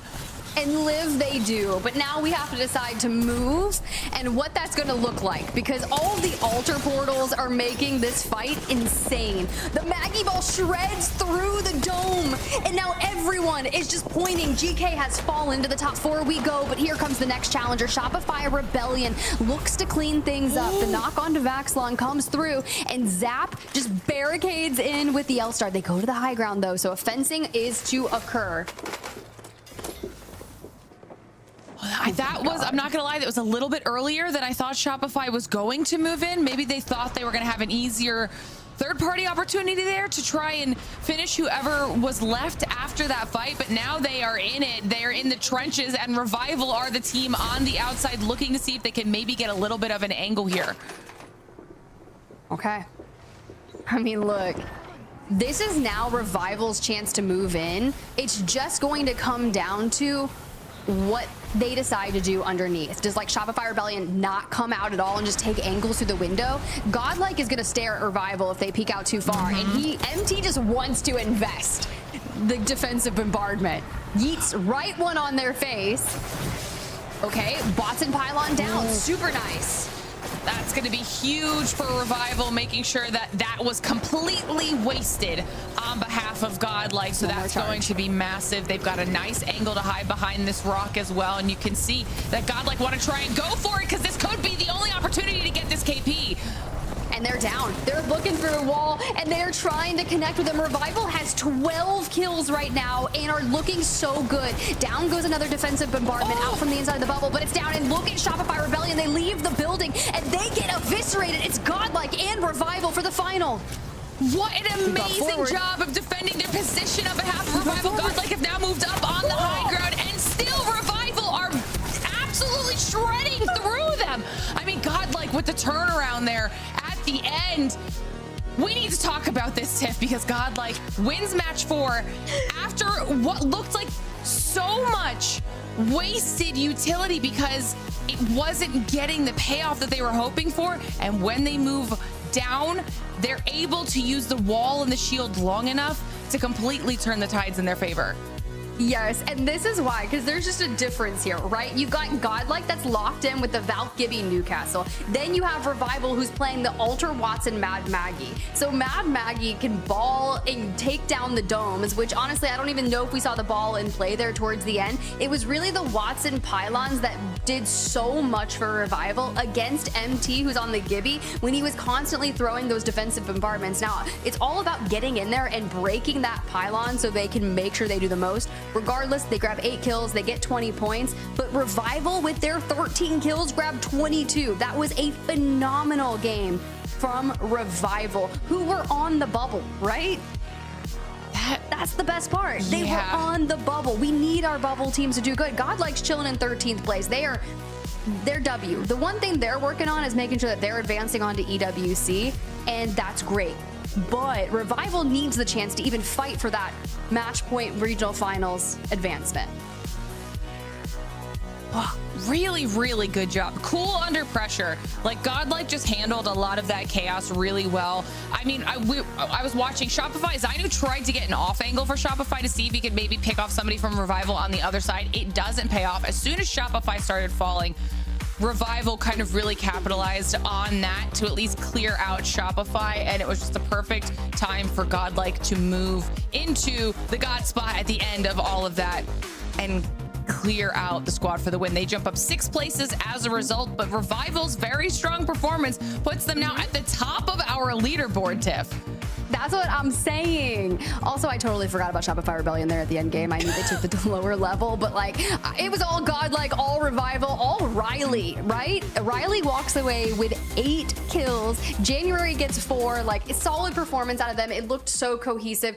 Talk about a fun end game right there to wrap up Olympus. You know, I feel like we're getting a very similar situation to what we saw in EMEA, where everybody came to play, especially our bubble squads, and they are doing their best to make sure they are no longer on the bubble. Like you said, that's it for Olympus, which means it's also time for our halftime show. We're gonna have a special guest, Rose from Nightmare Scrims will be joining us, and we'll be chatting all things Scrims and CC. So don't go anywhere. We'll be right back. Red Bull is giving wings to the ALGS and the Apex community.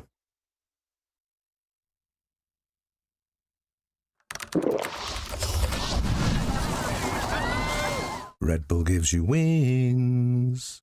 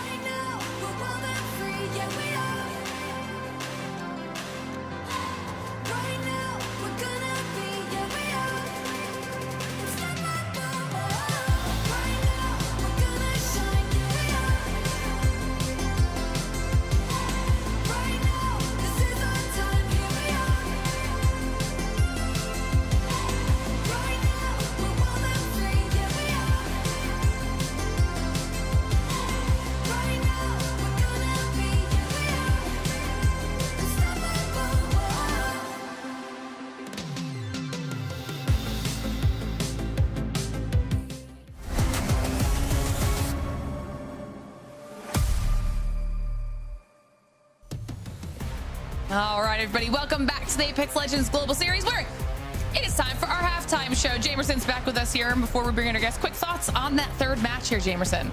That was insane. For Godlike, oh my goodness, it came down to a slight misplay on Revival's part. But I mean, honestly, when so much is going on for Revival, right? They were moving with like 2 teams to their back. They cleared that one out. It was just that last Maggie ball, unfortunately. I saw it go right across the screen as Godlike went in for the slam, and I was like, oh, that's not supposed to happen. But if it weren't for that, there was a huge chance for Revival to have picked up possibly another 9 points in that match. Luckily for them, you know, they survived long enough. Shopify Rebellion just didn't have the defensive tools to really outlast Godlike or Revival there. So it came down to a pretty even 3v3, but it was still a close one. It was a very fun match to watch, especially with how many, we had like 3 or 4 rats running around and like round 1 closing. That was insane. Yeah, it was definitely a great kind of close on our Olympus map there for the day. And now it's time for us to start chatting with our special guests. I mentioned before the break that we have Froze from Nightmare Scrims, Nightmare Collective. Hello, Froze. Welcome. It's so nice to be able to chat with you. Thank you. All right, now, before we get into it, do a little bit of a breakdown for me for everyone home who might not know. Can you explain what Nightmare Collective is? Nightmare Collective, we started about a year ago during May. We had the idea of wanting to host scrims and do tournaments and different things for the competitive community. And when we first started, I was only doing about like 1 or 2 scrims a week around there. And now it's gotten to the point where we're hosting multiple lobbies every day for teams wanting to compete in the challenger circuits and things like that. Nice. I mean, look, I was on your website. Everything looks really clean. It's got like the esports news, your patch notes, your roster mania. What are some of your goals for Nightmare Collective and the future for Challenger Circuit? To slowly become more integrated in the Challenger circuits, because we've seen a lot of teams that's been in and out. What we like to do is usually keep like progression history on a lot of teams that are actively playing, and just, you know, kind of create an environment that helps teams meet the expectations or kind of the goals that they're setting out going into the challenger circuits. Yeah, that's really awesome. I mean, especially for, you know, we've been covering this game since its launch, and the scrim scene has always been very much community driven, going back all the way to the Q snipe days where we didn't have lobbies. It was just everyone get on the same server, we're going to try and Q snipe each other, get on at the same time. So it's a valuable service you guys are providing and helping out, especially amongst our CC teams. Speaking of, right, we have had a few number of CC teams moving up here into the Pro League. What's that been like, watching the kind of growth for some of these squads, especially like HBM now, who have made their way through Pro League qualifiers to make it into Pro League proper? It's always exciting seeing teams, since we see a lot that are in and out. So say like, for example, like newer teams that are coming in that would have difficulty playing like through round 2 or round 3, depending on the seeding and how everything's sorted out. A lot of lobbies can play a lot differently. So what we like to do is kind of see how teams are progressing, how they're playing, and it's always kind of rewarding seeing some make it a lot further than when they originally started. We've seen a lot of teams that was having difficulty with, like, say, round 2 and 3, making it to day 2s, making it to semis, and some making it to finals, which has been awesome to see.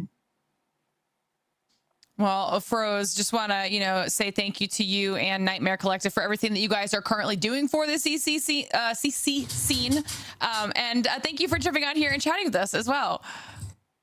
Yeah, thank you. Thank you for having me on. I appreciate it. Of course. We'll be chatting soon. You too, Froze. You too. And if we're talking about it, we might as well shout out to everybody in chat too. Okay, Challenger Circuit is open to register now, but we've made it through 3 of our 4 CC circuits. So you want to register because it closes on June 3rd for the 4th and final CC that will happen June 6th through the 8th. All you have to do is head on over to battlefy.com/ALGS to get you and your team registered, compete, and like Jamerson was mentioning, potentially be here next split in the ALGS. We have had so many good stories of our CC teams making their way up into Pro League and making a name for themselves. So who knows, you could be next, you know? You'll never know until you sign up and try. I think you and Dan should make a team. I think you need to recruit a third and just send it, Glitter. It's not allowed. It's not allowed. That's why we're on this side of the camera. But if we're talking about all this up-and-coming talent, let's talk about the up-and-coming talent that we currently have here in Pro League, okay? Because we just saw phenomenal performances on the day so far out of Rock Esports. Let's talk about Cersei a little bit, Tiff. Okay, I'm a fan. 9 kills, 6 assists. I mean, just based off the fact of his 1v3 against JD Gaming was insane. And I was trying to say, like, this doesn't make JD Gaming look bad. It was purely positioning. Oh, are we going to show it? Oh, we are. Yeah, I mean, when you take a 1v3 up against JD, you kind of have to. You gotta give him that. Like, hey, it's also 1v4. He took out the drone first, right? But Yeah, look at that, lined up for the Re 45, slides right on in with that Axel, and even at the end there, you see Naughty just give up on life. It's just like Cersei did that to us. Oh man, that one hurts. Yeah. Ooh. Okay. And like, but like this whole concept just applies to so many teams that we have currently, even in playing here today, Jamerson. We're watching all of these new or newer faces just really show up and show just how deep the talent pool is in the Apex community.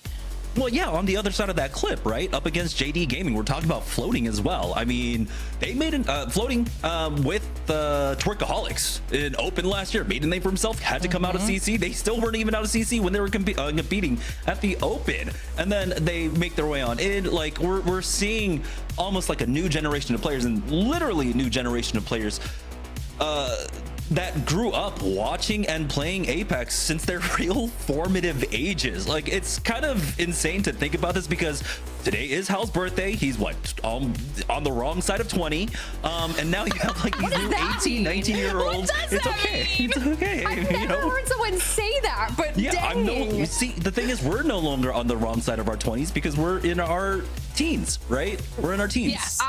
So watch yourself, Jamerson. Watch yourself. Dude, Glitter and I had a really interesting conversation in Chicago with some people about age, and we were just like, we're babies, okay?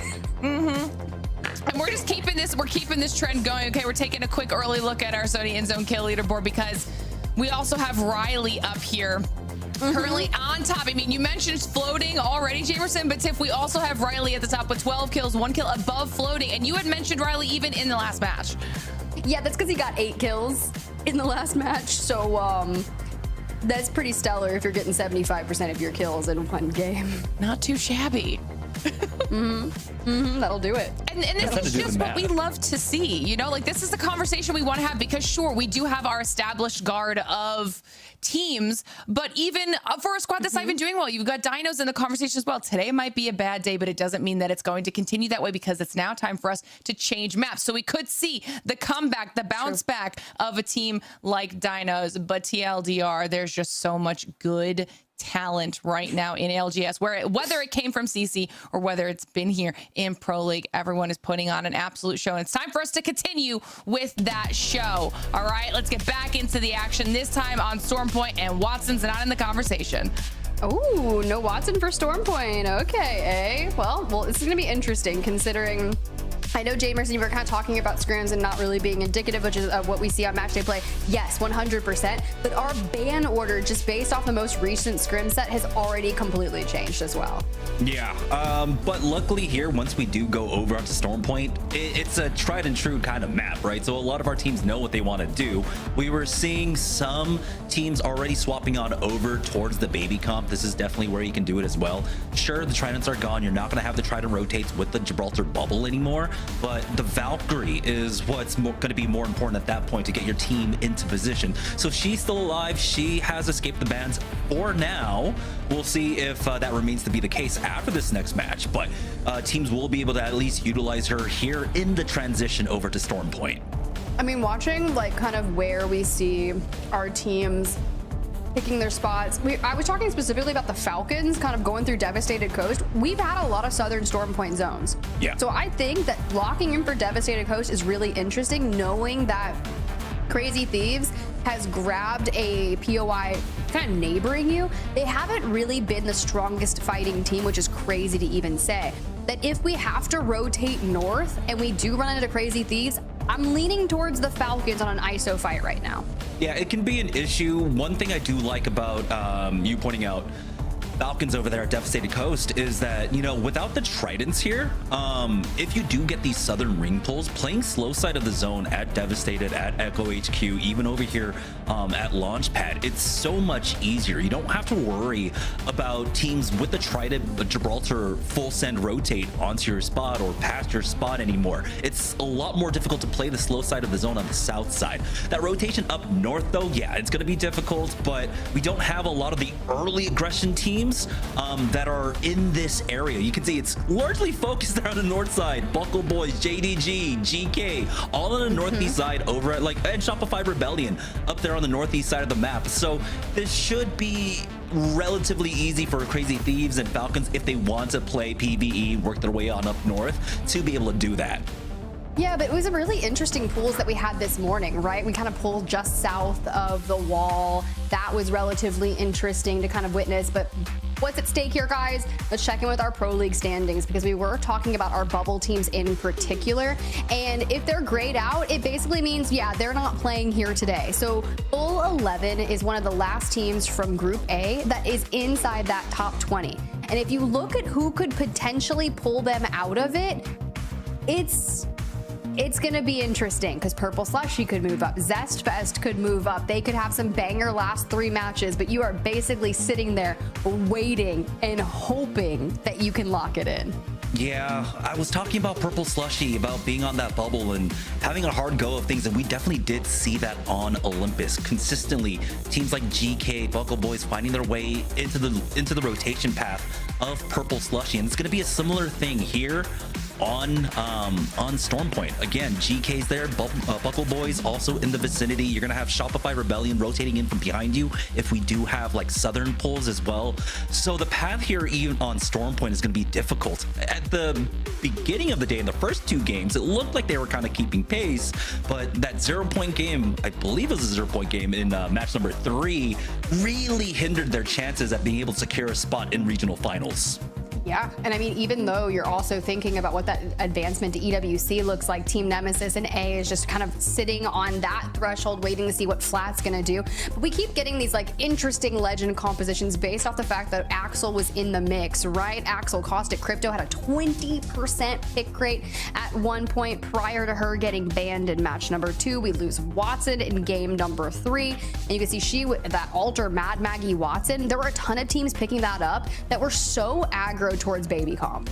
Yeah, honestly, I just love the utility that the Alter, Mad Maggie, and Watson have. Like, you can play it so many different ways, but the fact that Alter, it's crazy how things have turned around, right? Alter was a pretty high priority ban at the beginning of the split. Of course, we're not playing, on E District, which could be a big contributing factor, but she has slowly fallen back in terms of favor from our teams to try and prioritize her on the easy picks. Axel has really shaken up the meta, and in particular, once we get into match number 3, match number 4, we're seeing such a huge variation in terms of team compositions. It's been really fun to watch.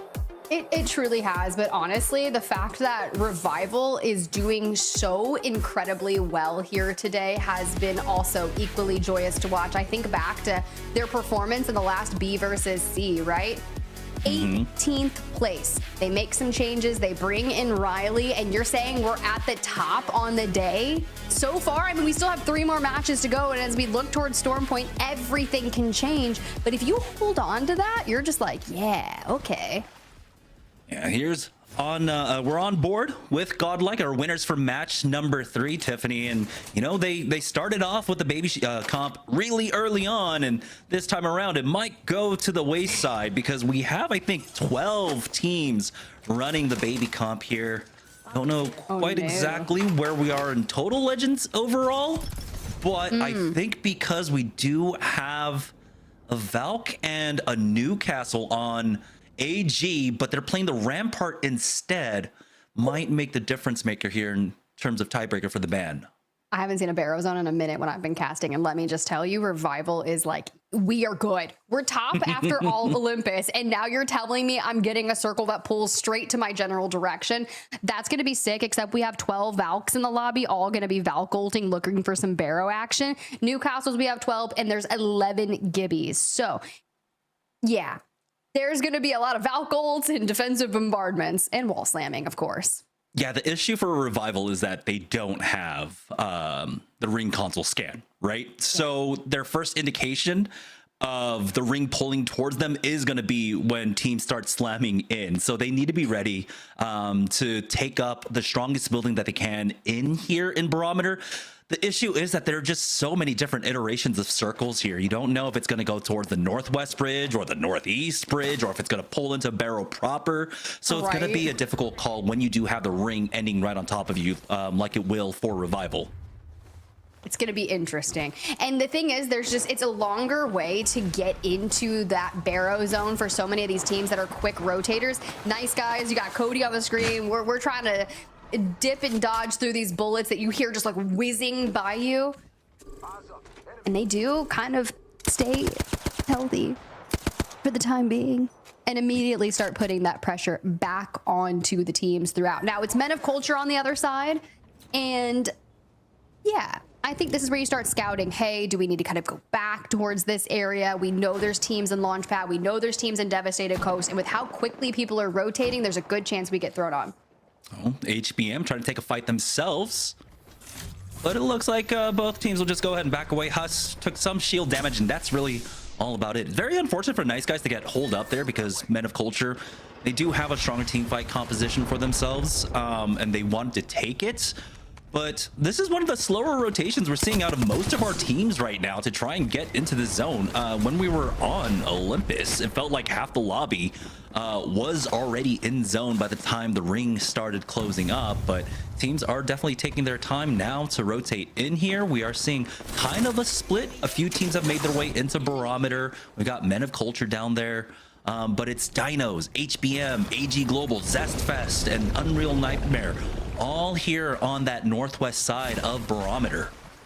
Yeah, and honestly, listening to some of those interviews that we had from Chaos early on, he was talking about how they like to play different legend comps than other people and just taking those aggro fights. And with Mad Maggie still in play alongside the altar, Catalyst is going to lend really well to Stormpoint, of course, with the walls for the coverage on the rotations. We just saw them kind of expend it, right?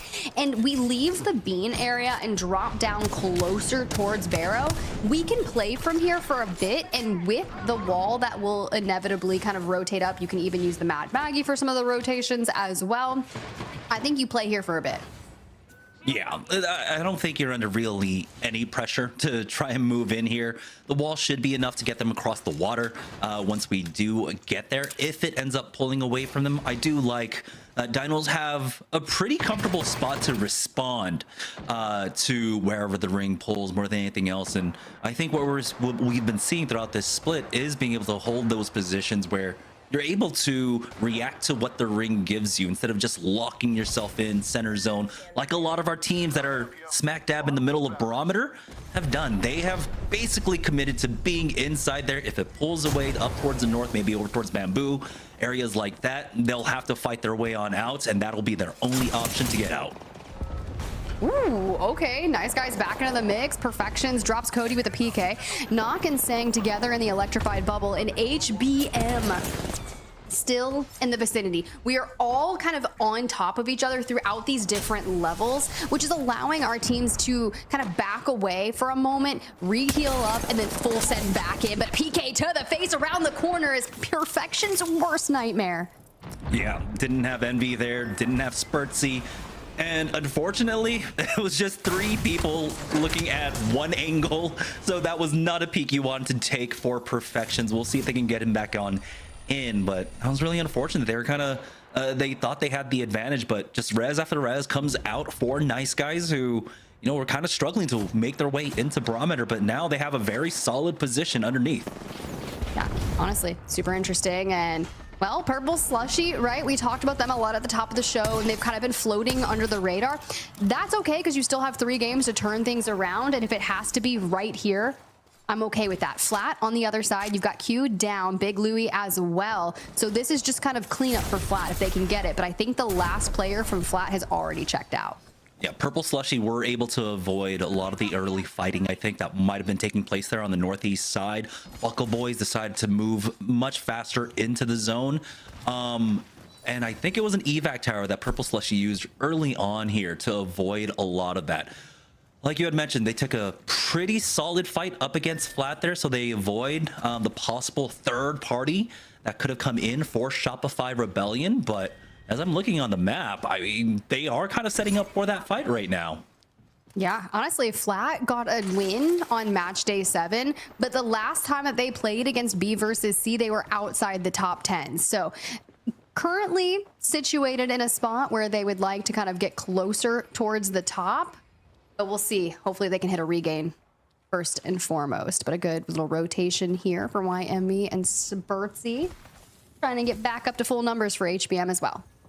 I'm trying to see if there's a crafter in the area for them, but they do have Olive Mill, and I believe there is a crafter over there, so I'll be able to get him back on in, or at the very least go over towards Down Beast. Not too many points of friction for them to deal with that. As you can see, Zest Fest are over there at checkpoint, but they're moving a little bit slow. Taking a look at the next zone, though, it is pulling into Barometer proper, but we had talked about DINOS being in a position where they can flex and respond to wherever this ring pulls. Luckily for them, one of their shuttles is actually into the next zone, so they'll be more than comfortable there for like the next 5 minutes or so. They'll just have to deal with gamblers who are coming out of Cenote Cave, and then eventually that northern pileup that is starting to accumulate. You got Shopify Rebellion, Purple Slushy, even GK Gaming, oddly enough, over there on the northeast side that are chasing after Flat, might be forced to rotate in through Cito Station to try to get down to Barometer. We're about to witness some crazy mid-game fights. Oh, there's the hunt. Run, Nano, run. Run. And he runs. Yeah, you give up on this at some point, right? Like, No, GK, you never don't back need down, these. never give up. You don't need this, GK. That's a really early bubble just to keep himself safe, but yeah, it looks like GK did give up on that chase. But here we go. SR looking to clear out the north side. It's Shopify Rebellion catching them on that rotate out from checkpoint. Look, honestly, Shopify Rebellion's had some really good fights here today. Hitting Zest Fest with a rotation. They're in second place overall today. They want to get in check with Revival. It's just a couple of points separating them. Honestly, just one team fight away from matching the top slot. But Revival's got back of zone and are playing hardcore positioning since they spawn in barrel. But Crook with a breach charge grabs Zainu, zap down as well. Hello, Purple Slushy. I say Shopify Rebellion's fighting good today, and then I see this. They heard what I had to say. And they're looking to prove a point here as Purple Slushy now on the hunt for Shopify Rebellion. Koi takes to the sky on that grab, but I don't know if he's going to get away. It looks like Crook will not connect with those final shots. Koi stays alive, but for how long at this point? Oh, I don't know. Hopefully long enough, right? It's not like you're going to get the death box recovery. We're going to have to figure out a way, get them crafted back in. You've got plenty of respawns available to you to access, but when you think about getting deeper into the circle, you've got gamblers that are holding kind of the checkpoint right out of there. DINOS has had egg. HBM is running it down straight towards Dino, and Purple Slushies, who chased Shopify Rebellion off, is still rotating in through Bean. Yeah, this is looking a little tight for Koiful to try and survive. I mean, it was really unfortunate. You open up 3 bins, you don't get any white meds whatsoever. So he's just down to syringes to try and keep his team alive. Gamblers do pull off from holding that angle. So Koi has an opportunity to get away with this res for his squad. Advent finds Spurtsy there. And the kill feed. And I love that we still have like a relatively easy of access for the people that have found themselves inside that circle. Purple Slushy though, HBM on the other side. We saw what they did to Shopify Rebellion as they get a full double reset. But could they do the same thing to HBM? They do have the angle on them and the heights, but do they have the tools to take this fight right now? Crook gets tagged on his way back on in for Crazy Thieves, taking up a fight, I believe, against Rock. But as we join on board with Godlike, they're making the rotate out here. They've got Zest Fest to their back and kind of mistimed that one, getting a little greedy. They'll be able to get the res. But Zest Fest are looking to try and possibly find something. No, never mind. They're just going to run past. I'm running past this. Like, I don't care if Godlike is already in shambles. If they emerge from this, like, you're just praying no one is watching this area of the circle. Elsewhere, we talked about all the rotates coming on in, and JD Gaming slams down. We've got the portal above us. So we need a hold here. Got Buckle Boys nearby. 4 enemies detected. Maggie Ball in check, but up to the portal we go. The bubble is down. We yeet it straight on the Unreal Nightmare, and Shuby lets it eat. Wow. Backed up into the corner right now. Floating charges right on in. JD Gaming with a clean win.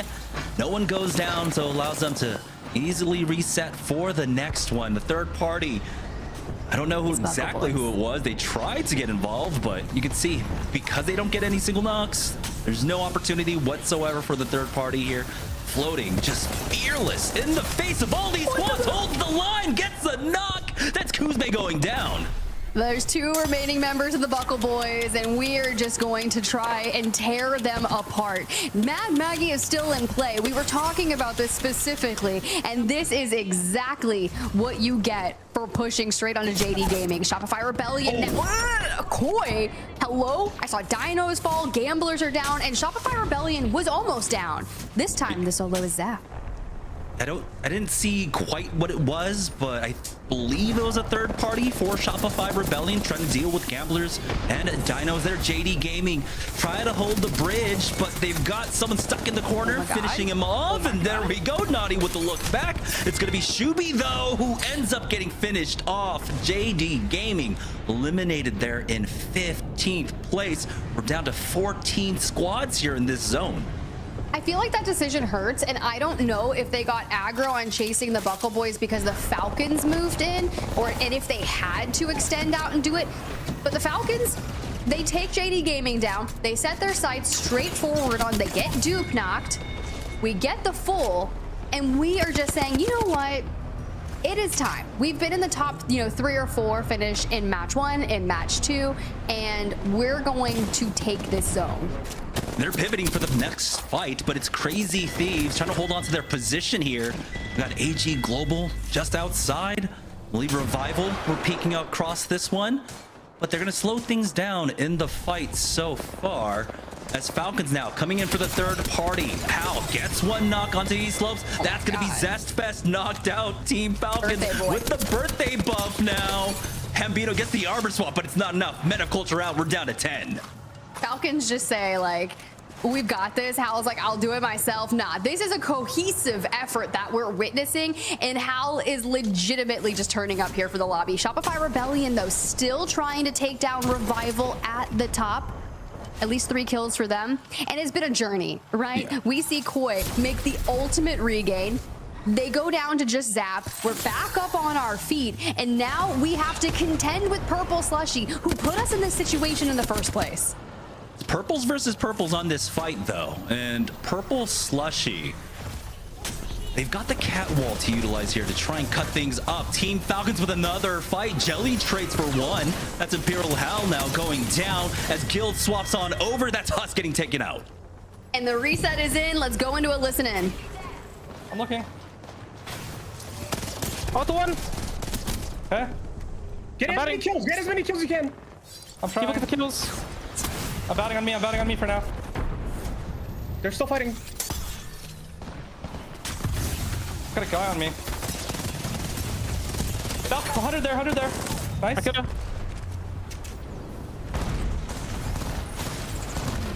I think you got hold on. No. That's right. Fuck, man. Like 7 with 12. That's not bad. That's really good. I mean, that's just our job. 7 with 12. They're already doing the math on how many kills they've got, the placement points, and we just keep going. Shopify Rebellion and HBM are still situated in that area where we just lost Falcons.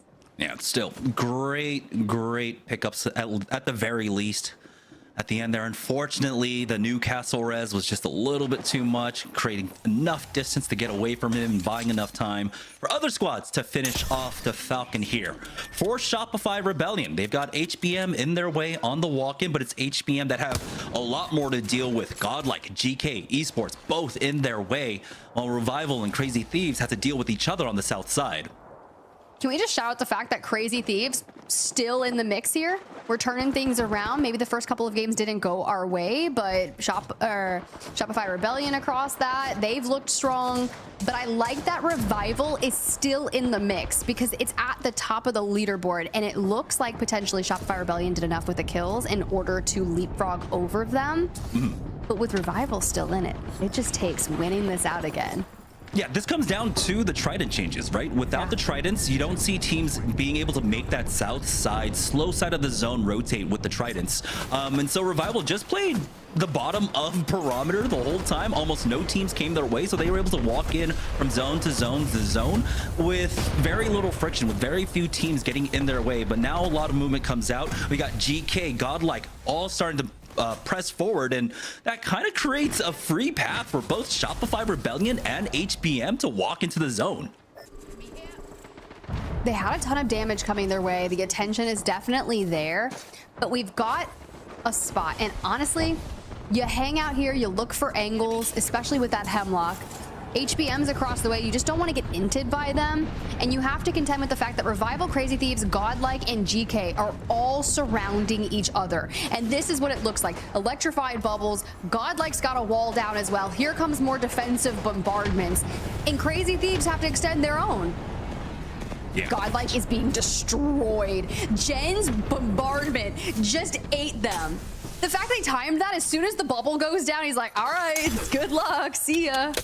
Shopify looking for this angle onto GK. They're backed up into a corner, and that riot drilled this so much. GK can't even answer back finally with the volley out, but that's not going to be enough. Bubble has been utilized here. Unfortunately, Shopify Rebellion can't close the gap. They don't have the Maggie Ball to really capitalize off of that, but you can see GK feeling under pressure. They try to move up into the next bit of coverage, as we do have Revival trying to peek out with the bubble of their own. Keon gets that wall down in time to try and stop some of the aggression out here from Shopify Rebellion, but Crazy Thieves turn on to HBM, and with the help of Shopify Rebellion, will knock them out.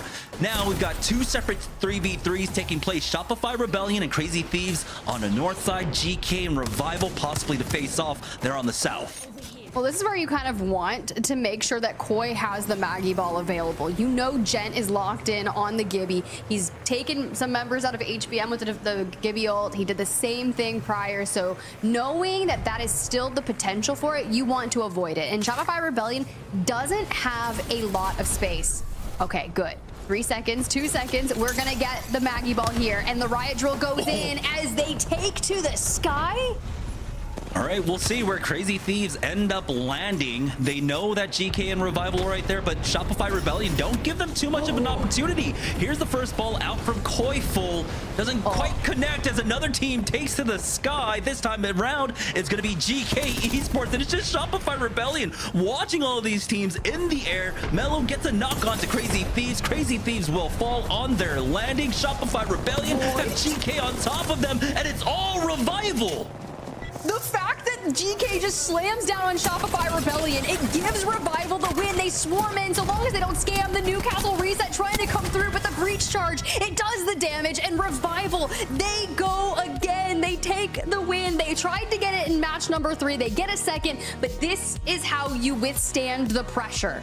Can you imagine being Shopify Rebellion? Every team you try to get aggressive on just nopes on out of there with the ultimate nope. The Valkyrie ultimate now so fast with that purple perk gets them out of danger, and he's just like, please don't land on me. Just please don't land on me. And then you see another team go for it, and you're just like, oh, there's nothing we can do at this point. Like, someone's gonna int us.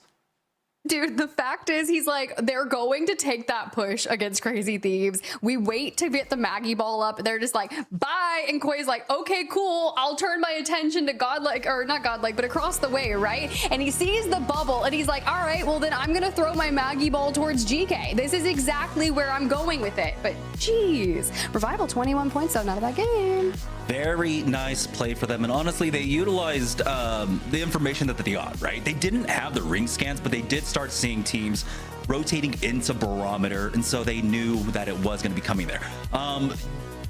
Off of knowing that, they play the south side of Barrow, where they know very few rotates are going to come in because we don't have the Tridents anymore. They walk things in. It was a slower game this time around.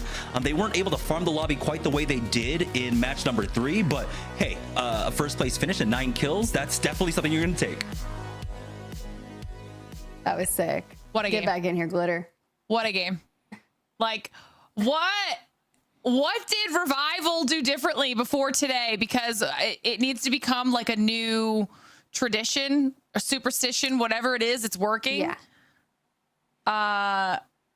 Insane consistency. We're gonna take a look at our series results and see what that means now after a second place finish for Revival into a win for Revival, because they're creating a little bit of a gap here at the tippy top with Shopify Rebellion, which honestly just, you know, everybody else is now just kind of fighting to even get up to their level, Tiff. Yeah, I think it's really interesting because they were kind of going back and forth because Shopify Rebellion was fighting a lot at the beginning of that, and they kind of tried to continuously take those fights. But Revival, they start Barometer. They immediately set up, as Jamerson explained, kind of in the back. And what they do is they do so much action there at the end, plus the win just gives them the extra leeway to remain at the top, but also put a little bit more of a buffer. You can see on the team breakdown, not only this, but they have 32 placement points and 32 kills, so it's really split nicely. And we need to talk about this, Jamerson, because this was a team that was potentially facing relegation, okay? And they are outplaying squads that are, that have been at the top.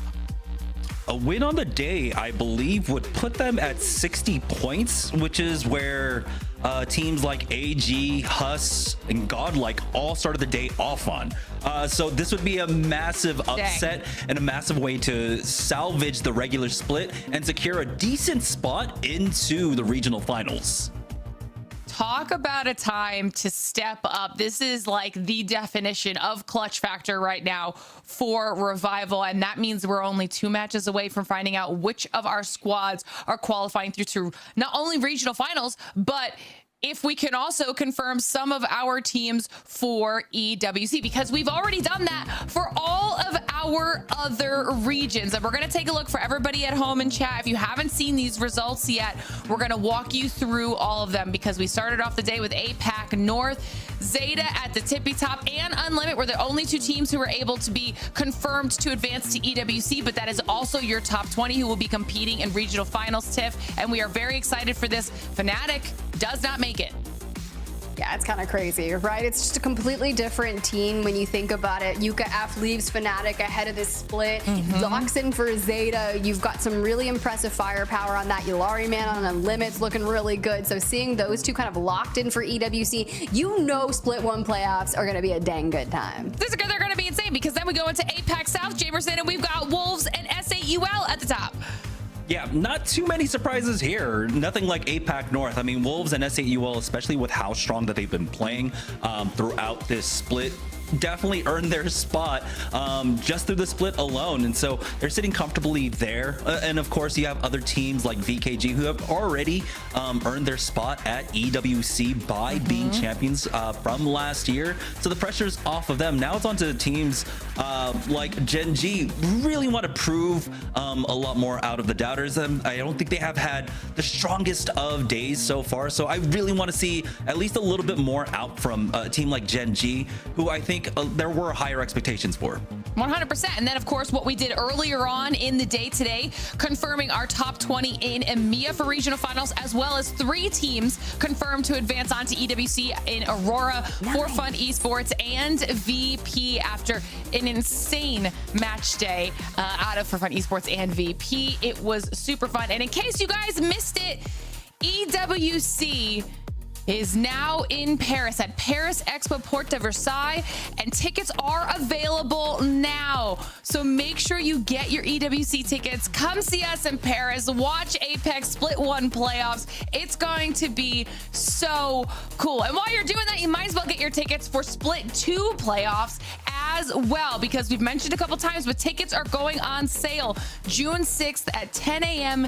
PT. Make sure you mark your calendars. Come join us at the Orleans Arena in Las Vegas to, of course, see who's going to be taking home the crown for our Split 2 playoffs. And if you're like, well, I don't want to wait until the 6th, enter now for your chance to win your ALGS tickets to our Split 2 playoffs. All you have to do is head on over to algs.ea.com, enter your EA email, and it's tickets for you and your squad. So 2 of your friends. Lodging and travel are not provided, but those tickets will be, as well as all of the vibes. It's Halloween weekend. Trust me, you're gonna want to be in Vegas for that. We have so much cool stuff coming around the corner for ALGS this year. I cannot wait for all of it. But of course, in order to figure out who's going to be in Paris, we got to keep things moving. That means it is time for you to take a break, Tiff. And Jamerson, we're going to be getting into match number 5 here, our second match on Storm Point.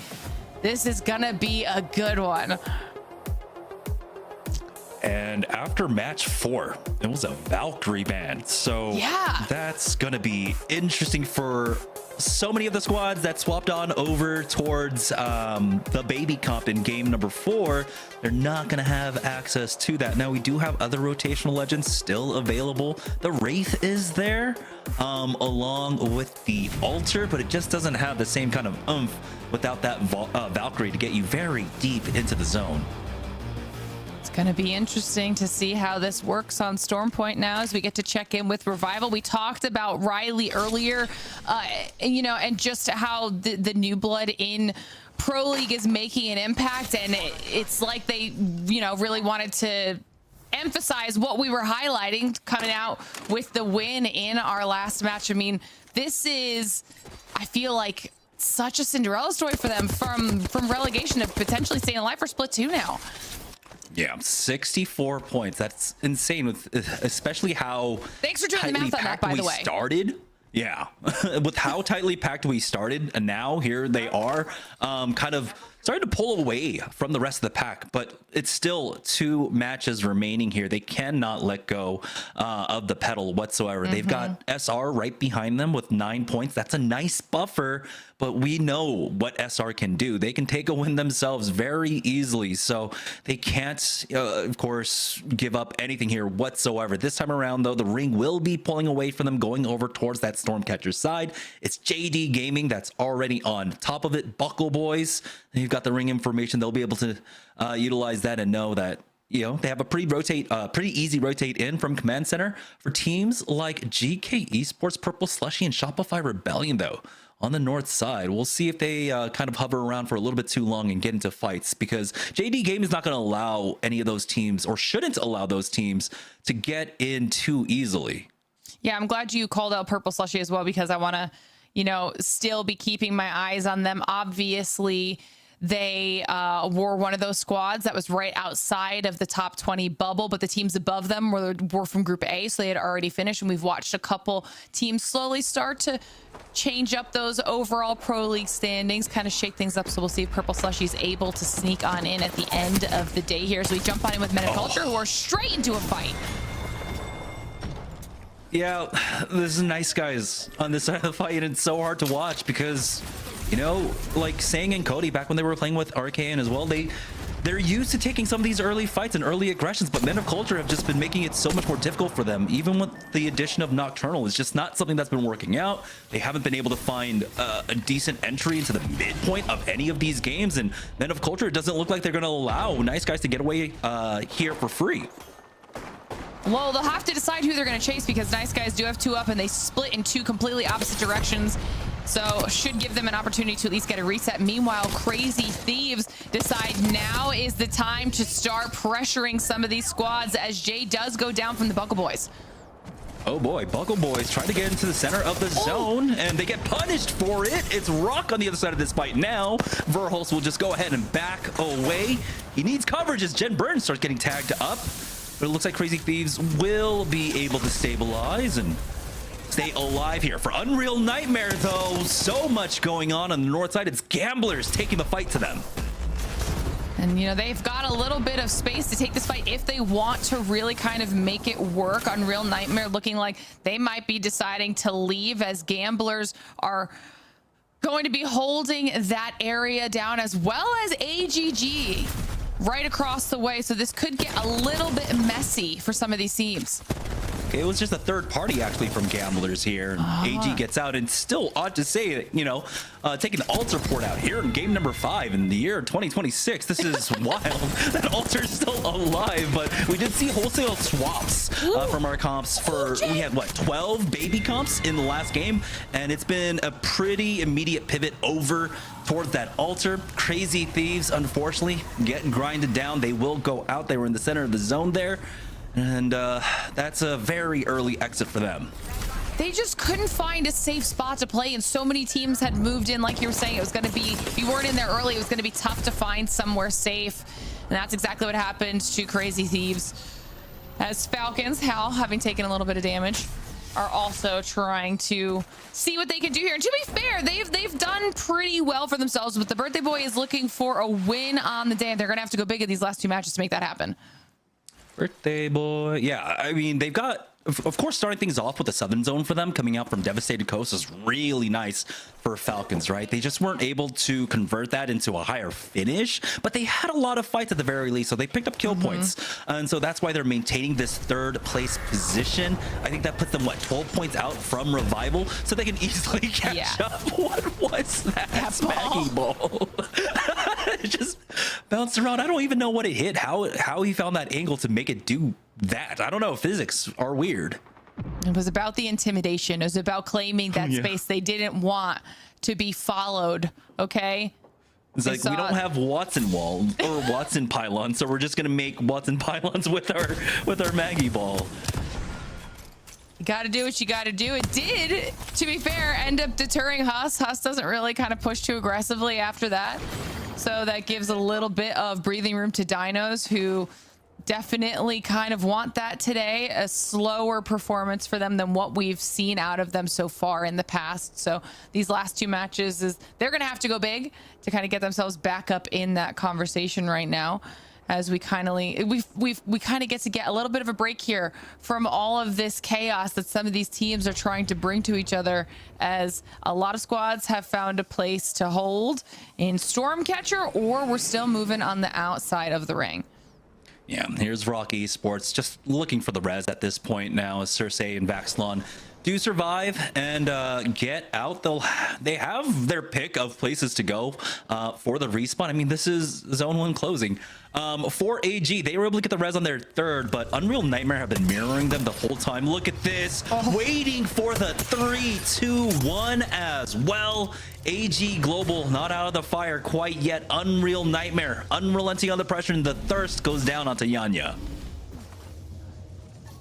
This is going to be tough for them. They are able to continue wrapping, though. They'll probably just now decide to go through Cenote and see if they can hopefully not run into another squad, as Unreal is just waiting to see if they can continue this gatekeeping.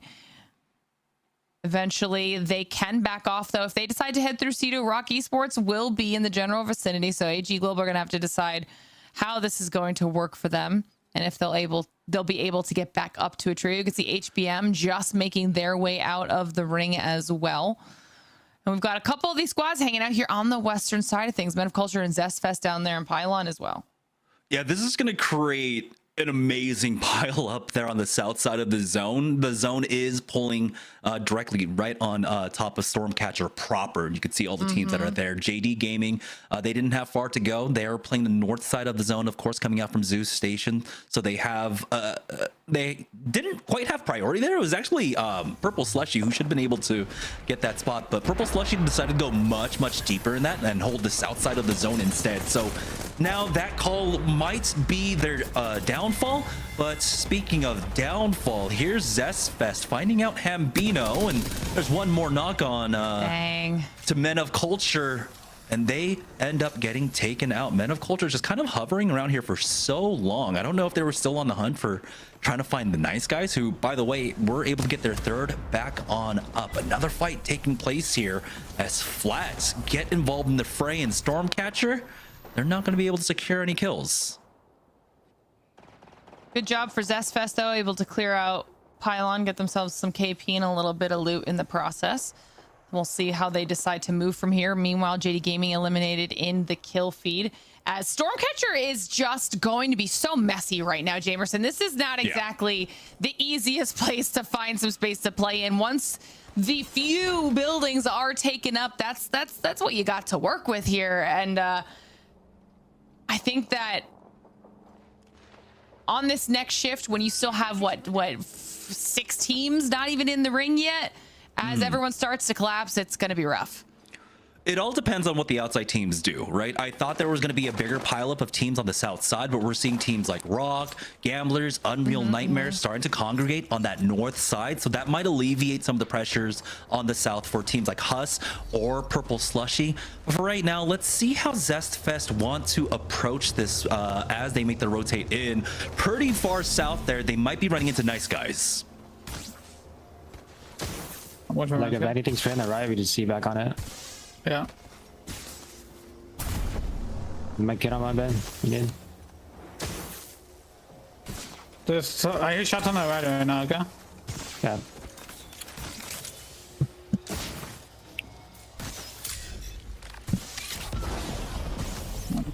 One team, there's these other, they're running back. We could play the 3v3 on this right team. Yeah, on this team. Yeah, it's kind of outside actually. We could go far left.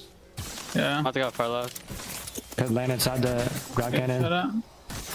Yeah, I think we have to. Want to land like way here. Taking it. They might break it on man. I'm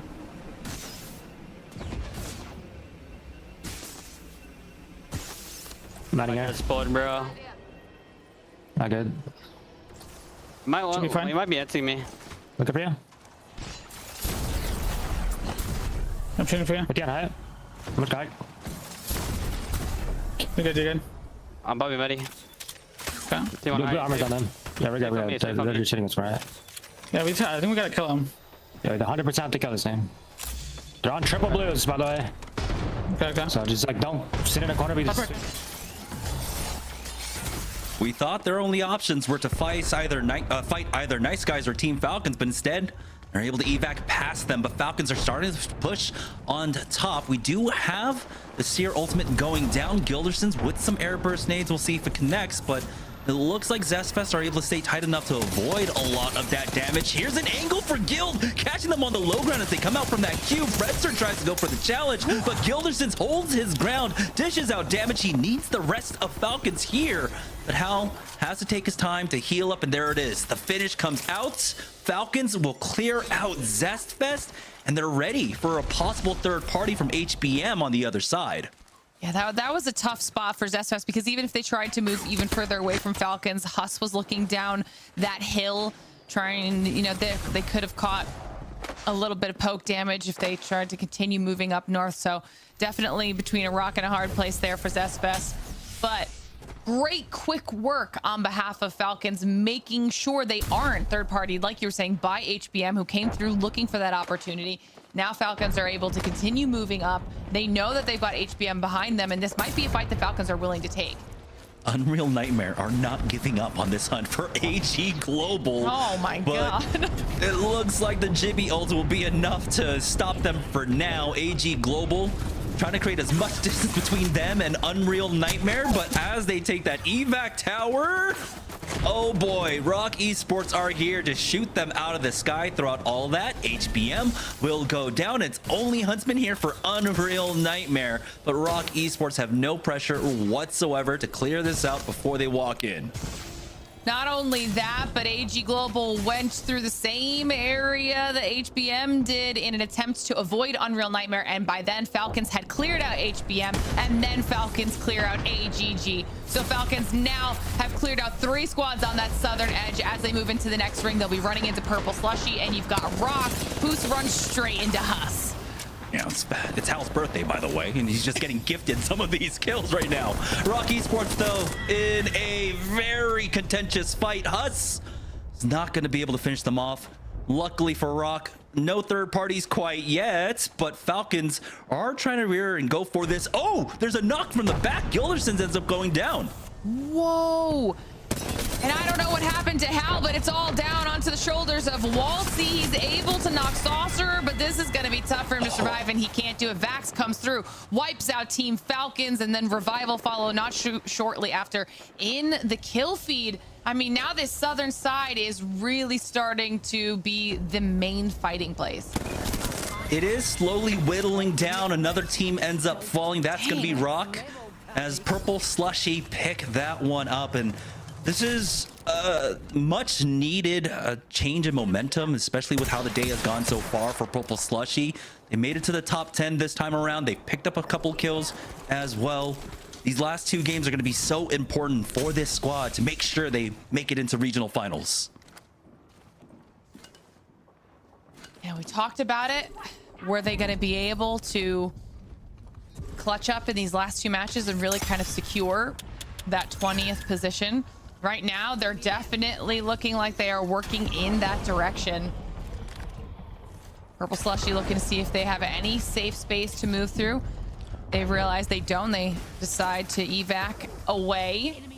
This could be good for them because right now, looking at the mini-map, there's only so many teams that are actually in the next ring, but they decide to go to the western side where a lot of our squads are. It does force the use of that catwall to give them a little bit more cover as they continue moving underneath everybody. Are they gonna be able to get in here? Well, Buckle Boys give them some space by moving out, and they end up going down. Oh, what? How did he not get knocked off of the high ground there? Eats a direct ball, sends one out himself, has to deal one on his flank, and now they're going to charge forward. Purple Slushy playing with a renewed vigor here, but things have been slowed down as the zone closes in on them. They can't eat that damage, and they're just going to allow the ring to do the job for them. I don't hate that. I don't hate that. It also forced everybody else inside to kind of look and see if they could maybe join the fight, and that kind of means that Dinos and Flat are now taking care of each other for Purple Slushy. This is an opportunity for them to third party and get some free KP. Easy Q in. They do have to deal with the Caustic Barrel though, but Nice Guys will go down and Flat gets finished off. Now it's Purple Slushy and Dinos here on a Stormcatcher. It looks like Dinos will go ahead and back away with that Nexus. And that brings us down to our final 5 squads. Unreal Nightmare, though, left with just their Maggie to try and rat this one out as Shopify Rebellion look to get aggressive. They just full sent on Dinos for a second there. I think they really thought they were going to be able to take that fight, decide to play it a little bit safer, which is the right choice because I think GK was kind of sniffing around a little bit to see if maybe there is an opportunity for them. Shopify maintain their position, but know that Dinos are below them, so they will be keeping their eyes on that area while also making sure GK don't move in and get any picks on them.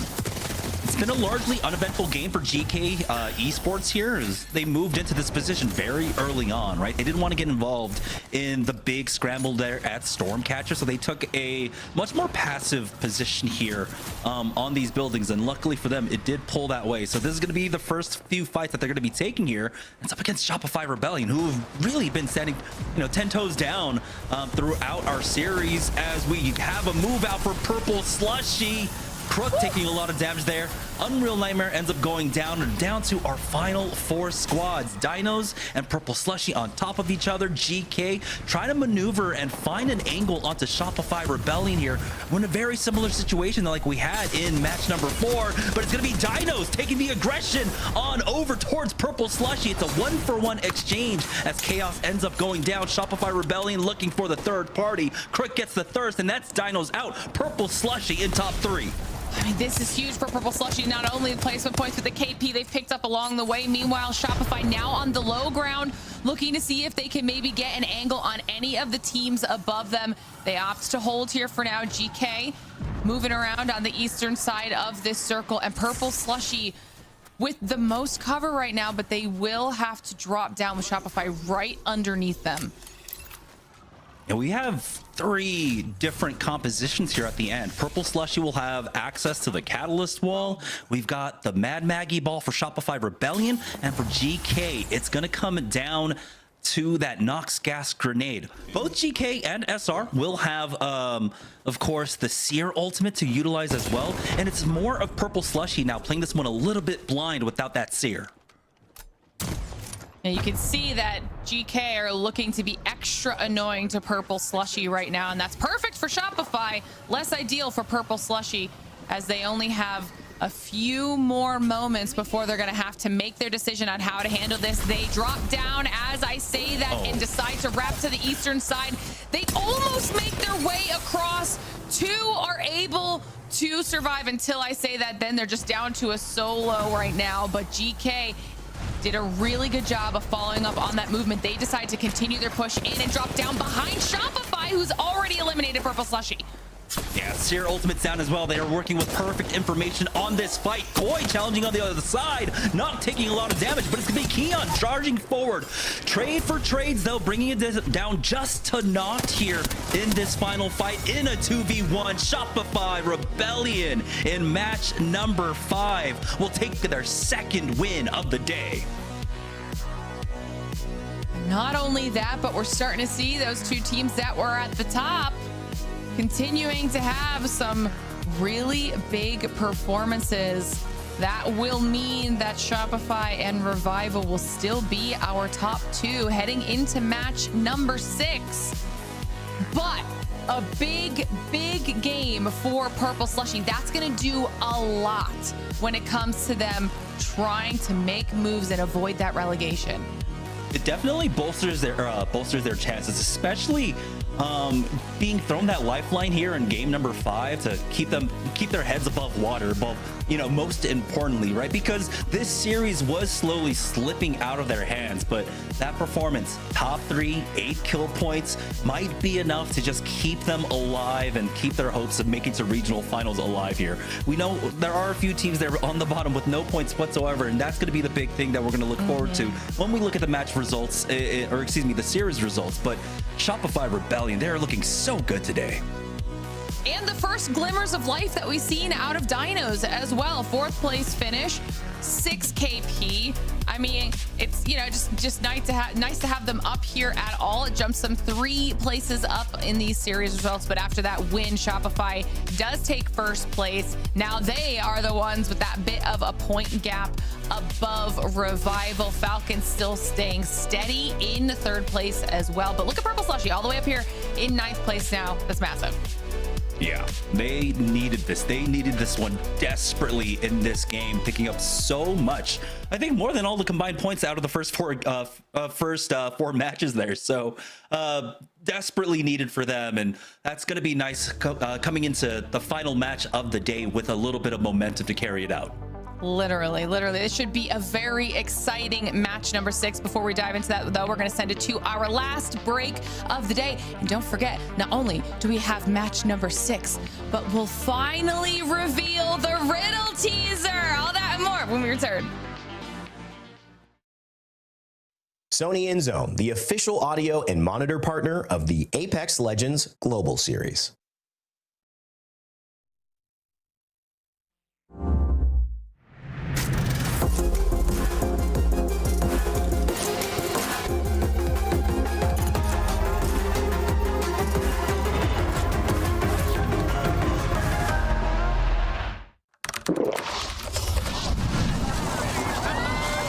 Red Bull gives you wings.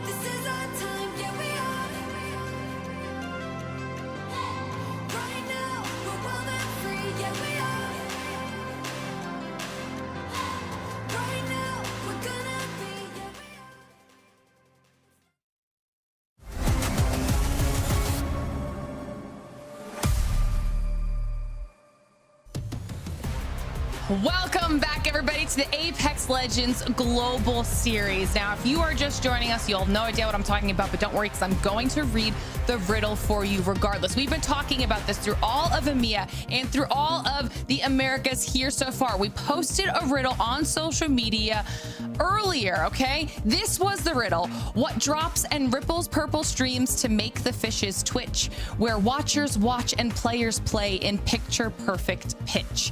In battle, spreads and jumps and booms to bring a titan down. In rest, like fireworks, ta-da, rewards to be abound. What am I? Now, chat, I've been asking you all day to give us your thoughts. I've been watching some of your answers as they were coming through. We asked Greek if he could figure it out. We asked our casters if they knew what it was. And some of you got really freaking close, as did Greek, okay? Well, split one playoffs, okay? At EWC, this is important because it's true. It's true.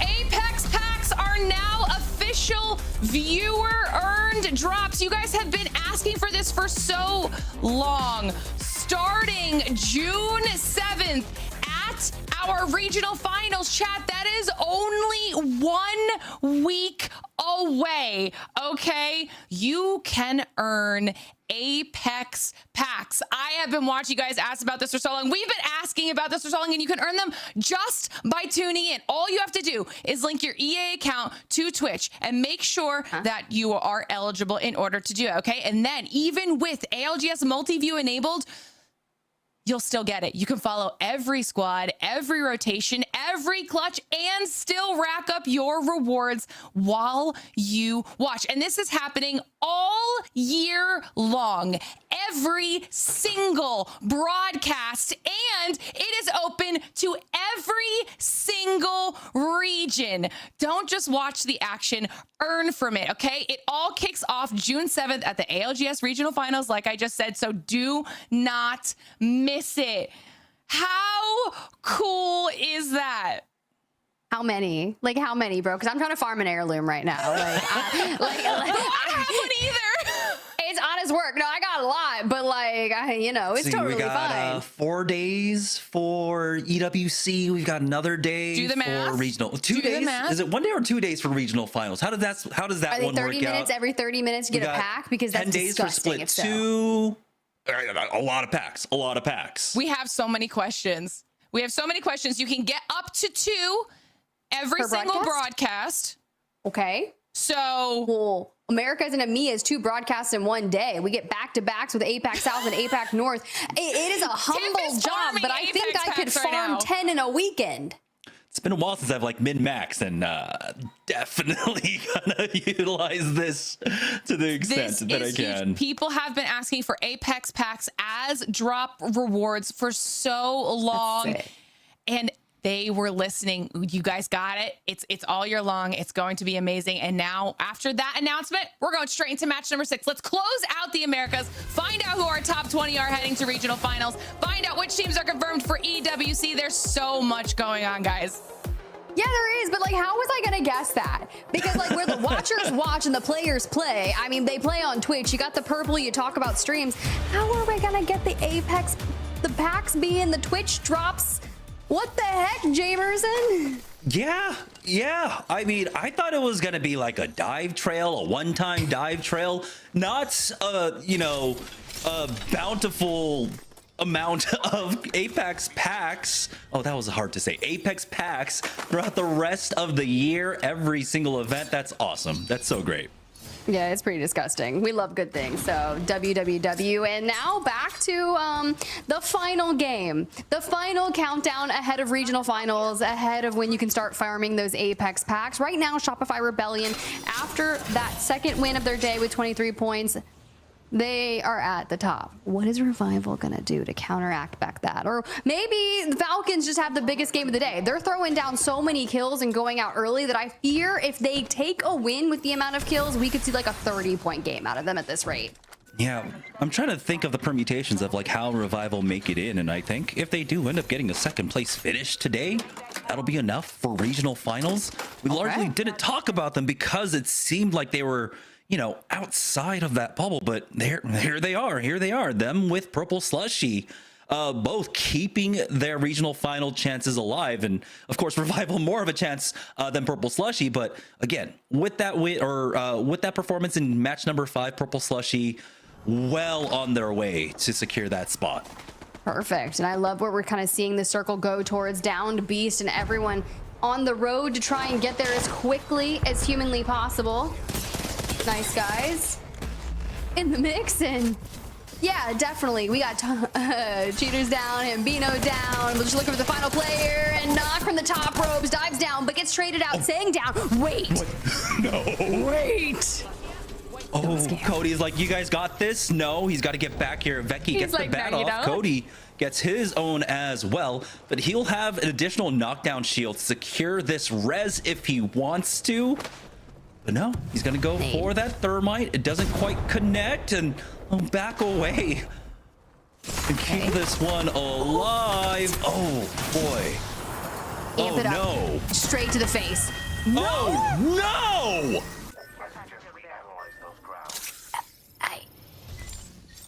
Do you know how like Men in Black like flash that thing that makes you erase your memories? You know what I'm talking about? Just pretend that I did that to you guys at home.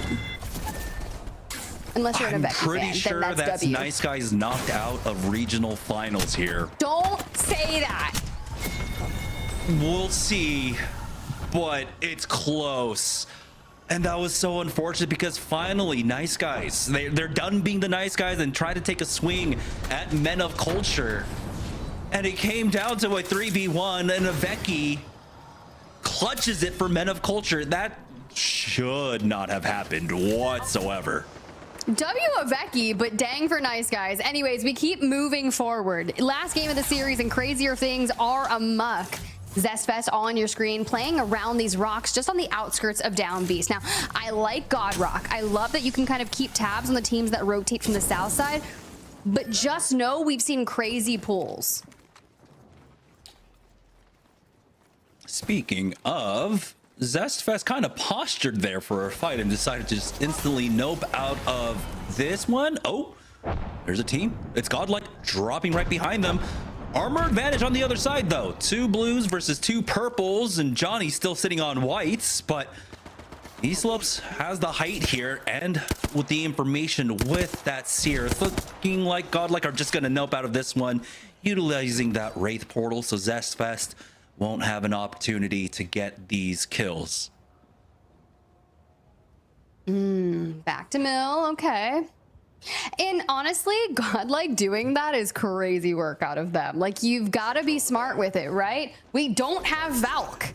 You can't just yeet up into the sky and close the gap. And teams really, I was curious how many people decided to lock in Catalyst for potential rotations. It can't be that many. Yeah, just 4. Wow. Okay, so much happened, by the way. JDG, Bangalore, Vantage, and the Maggie. We've heard inklings of it in scrims. It's actually coming out for JDG in our final match of the day.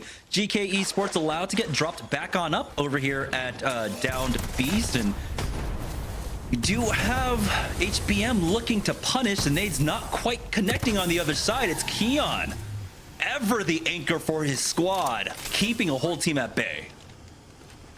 Gotta do what you gotta do. It's honest work. Little Sky Nade and some Seer checks right there. This is gonna be so tough trying to hold this, like, but I think the value will be added if we can just dodge all of these abilities and nades, and you kind of have to make sure that you're taking nades to end game, and it's going to cost you because there's so many teams in this vicinity right now. Yeah, without having like the altar with the death boxes or the Watson with the pylons and literally, you know, 3D printing arc stars, it's hard to maintain throwables in the end. Luckily, Mad Maggie is still alive, so you'll have access to riot drills. We still have caustics alive, so you know, it's not as great, right? The barrels don't go that far, but it's still something. It's a throwable. Here's your team that's on the threshold, right? We don't know if they've done enough to get into top 20. But the last minute push that they're making based off the fact that they got 15 points in match number 5. All we need are some solid fights and a decent finish here. And it could be enough because right now you have to think about where we're situated in the series. 9th place. I would love to see a top 5 points out of them here for this. And Rock Esports, who is in 5th, is already out of the lobby. Board with Falcons currently sitting in 3rd. I feel like they've been hovering on 3rd since the beginning of the day. Not able to really secure themselves the strongest of games. Like, they've come so close multiple times in being in like the godlike position for a lot of these, but it's just, you know, they end up a few times in highly congested rotation zones. This time around, it's not going to be as bad for them making their way over towards downed beast, but it will come down to where this ring ends up pulling. Is it going to go towards the head? Is it going to go towards the tail? It can even pull away from the main body. And so Falcons will have to navigate this one extremely tightly, but you can see that we're starting to get a lot of teams working their way towards the head side of down beast. Even Falcons and Men of Culture were kind of indicating that they might try to take that northern side, go through North Pad, and work their way in from there. Well, this is going to be a really interesting fight. Mind you, Revival fighting for the top slot on the day. Need an impressive performance here in Game 6, and they've set their sights straight onto Zest Fest. Seer exhibit down, looking for the angles, but honestly, you're not trying to give up any of those things. Riot Drill's connecting, even Godlike doubles down and re-emits back into Mill. Not all of them, but they're still taking looks. Crazy Thieves might have already started this fight off with the knock, tries to push forward, but the caustic gas is going to be enough to pull them away. Verhulst gets inside just in time, reinforces the door for themselves. Now Jen Burton gets tagged from behind, but the Buckle Boys are now down to a duo, and Crazy Thieves are going to top off their HP and go for this fight once more. Yeah, I mean, as they dipped out long enough, it just takes 7 seconds to get the Death Box Revival, and Phony yeets the Maggie Ball, doesn't quite make it through the doorway. Little cause and distraction, but he swings out, trying to find angles here. Wingman in hand, Kuzme, the battle of the roof begins. Connects, and we just need one more bullet. Verhul still trying to carve a path inside. Piercing spikes going out, and this is just a very long, drawn-out fight here. Luckily for them, this is a fairly isolated fight, but it's Crazy Thieves fighting for every last inch, every last foot of this building. The first knock onto Cruel Buckle. And on the other side, the Buckle Boys haven't been able to even heal up. Finally, Kuzma gets up to full HP, but J-Dot's got nothing to work with whatsoever. Jen Burton now dissecting this team, and it leaves only one player remaining here for Buckle Boys, as Crazy Thieves will maintain this chase. It's Kuzma trying to get out alive here. Well, them being relatively isolated is going to be quite nice for them. JD Gaming, on the other hand, has fallen. They were definitely outside the circle trying to rotate in, looking for information, but they get caught out, and you know who does it? I think it's DINOS. Much needed pickup for DINOS here, who have had a relatively quiet day and not too successful either. So if they can at least finish off the final game with the win, you know, that will help them carry a little bit of momentum at the very least. Here's Purple Slushy, though, up against Shopify Rebellion at North Pad. And unfortunately for Shopify Rebellion, they're kind of getting sandwiched in. Flat are taking a look at this fight, and they might look to go for the third party. Could be really interesting considering the fact that Shopify Rebellion's trying to get first place on the day, but Purple Slushy wants to get into regional finals. And are you going to let a heavy hitter like Shopify stop you from getting inside the top 20? No, this is where Flat is going to be so valuable, but Pluto falls super low. Back to Mill we go for a quick check-in because Revival is falling at the hands of Crazy Thieves. Oh no, going down this early here in second place. They wanted the plus 21 at the end of the day. We'll see where they end up falling. Falcons in third place, I believe, with just a few points behind them. Could knock them down. It all comes down to the Falcons here, who are fighting with the DINOS in checkpoint currently. Buckle Boys finally get hunted down by Crazy Thieves over at Mill. And here we are. It's Falcons, it's DINOS. It looks like DINOS give up position here as they were fighting over this mythic crate. A present? A little prezi? Okay, we take. It's my birthday. Yeah, Can we DINOS get a match day win, please? You know, potentially, I think they need like north of 20 points at this because Shopify did extend out with 2 wins on the day. I mean, they got 48 points alone from the 2 wins that Shopify had. All right, let's join on board with Purple Slushy as they're still eyeing up this fight up against Shopify Rebellion. This is the squad on the bubble. They're looking to punch their ticket into regional finals. Just can't let them like really walk up into our gazebo. I have 3 nades. Gonna go gazebo for sure, I think. It's your team. We have to shoot them off and try and make them go left. It's a Moby. Okay. Once slow side, we have a bit of time. It's a duo, yeah, it's a duo. They're probably just gonna play to third. We're chilling. This team is like, we need to kind of pressure this team because this team gave up all their space. The bunker team. Is it 2 bunker teams or 1 bunker team, guys? It's a team playing here, and then team coast bunker, and then team far left. All right, yep. And then this team has 100% sure we can live on our rock. Yeah. This team's gonna have to fight someone walking up to you. I'm setting a TP now. Okay, just let me know if we can take Insta. You can take it. We need to hold it back from here. Okay. There's the corner on me and the corner where the TP's at. Yep. Yeah, I'm coming. Drilling their close peak. I'm gonna keep drilling it on repeat until they start going the other way. If they fight here, we need to third it. Yeah, we need to cross from here though, and like we might not let have them peek, guys. Not let this team staring at it.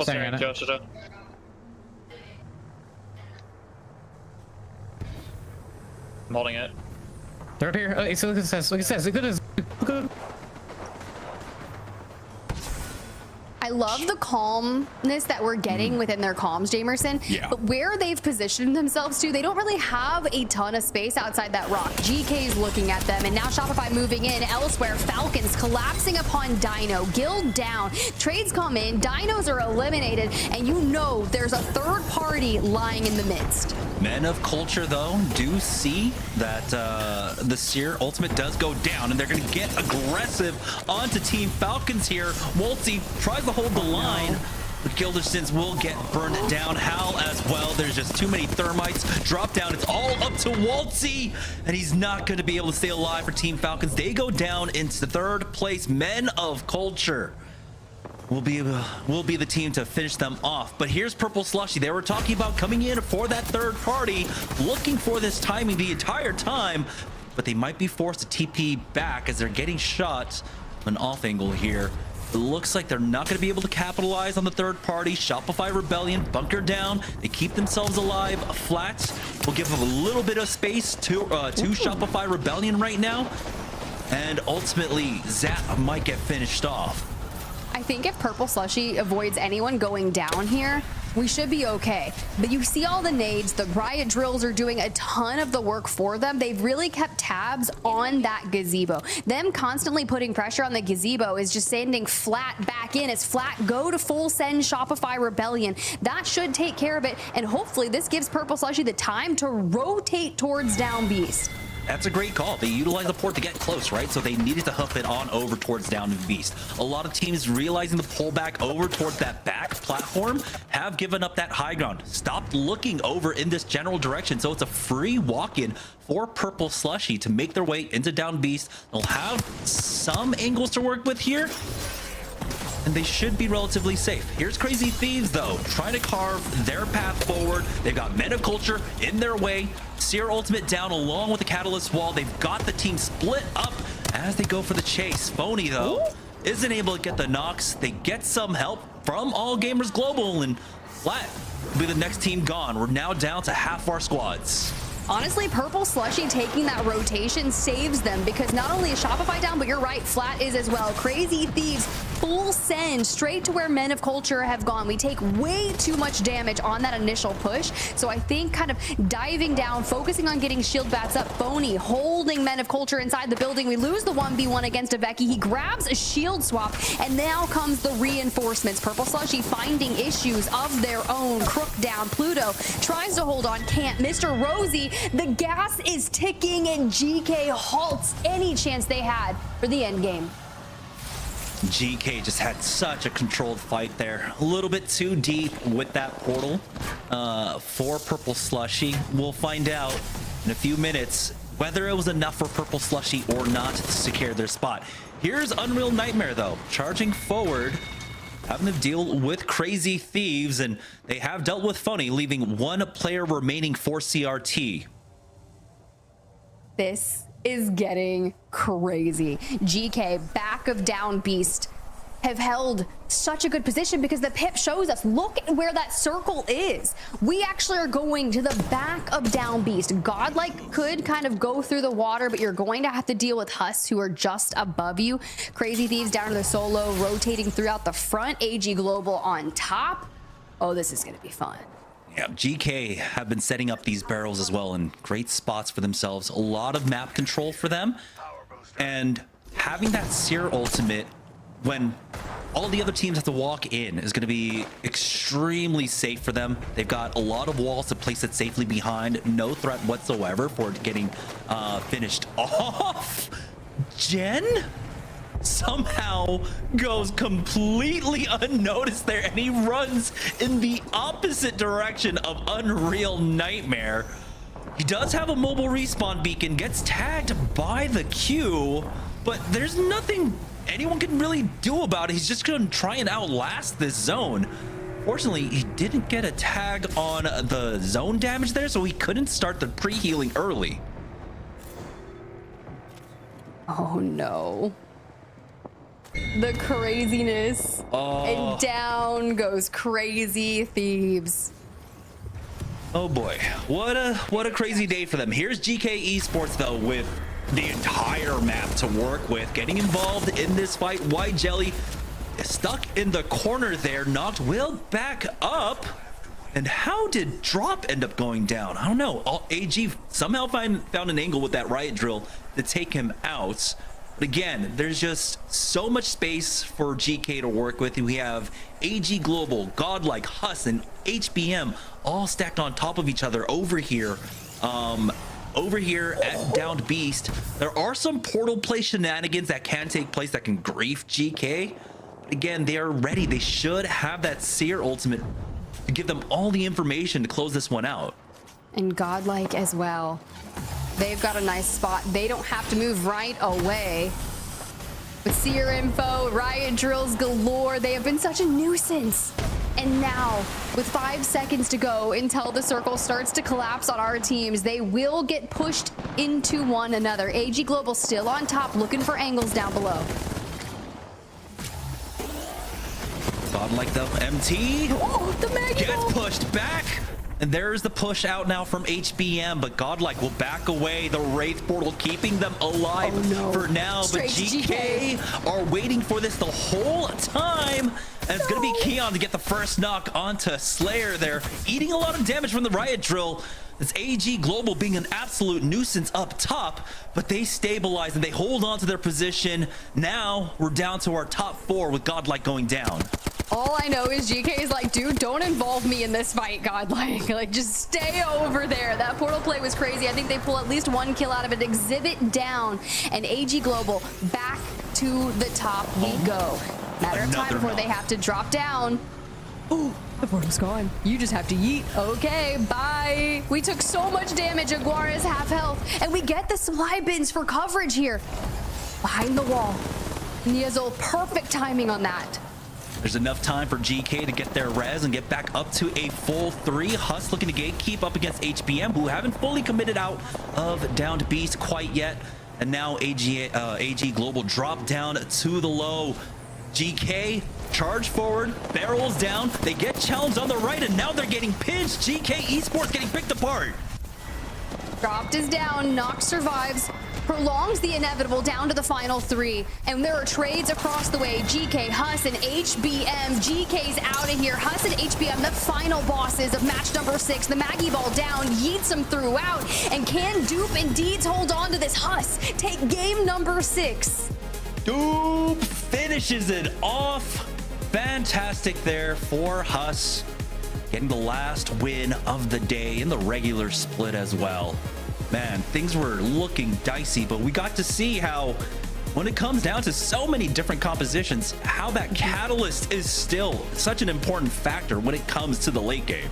Yeah, so important. I mean, you just kind of step away for a second and think about what AG Global does with Catalyst. They try to prolong that fight. They get to the low ground. They throw up the wall. And then HUSS also has a Catalyst of their own. Not to mention, throughout the entirety of mid games, you've got piercing spikes kind of just putting more pressure on people, reinforcement doors. It's like, dude, you remember when Catalyst was like hardcore meta? It was in every much chance. You got walls coming down at the very last moments. It's not quite to that level of nostalgia yet for me, but I'm loving when people are still picking her back up. Yeah, before the legend bans, it was 6 games of 20 cat walls. And it was just like a million dissections, just a pizza pie at the end of the late game. Yeah, that was crazy. Yeah, that was wild. Team Falcons fall a bit early. DINOS as well. Buckle Boys Revival, right? Trying to play for that first place on the overall day. Do go out with minimal points here. Now, Purple Slushy only walk away with 2 placement points in match number 6. They were starting to mount that comeback, right? Because a solid performance in match number 5, in which they grabbed 15 points, I was like, it's happening. They're turning it around. But honestly, Javerson and Glitter, I don't think it was enough. It's close. I think it was this close. Just that close? I think we'll find out in just a moment. But we get to take a look at the series results first, see what that means for Purple Slushy and the rest of our teams here today. Shopify keeping the top. That does push GK up into 3rd place.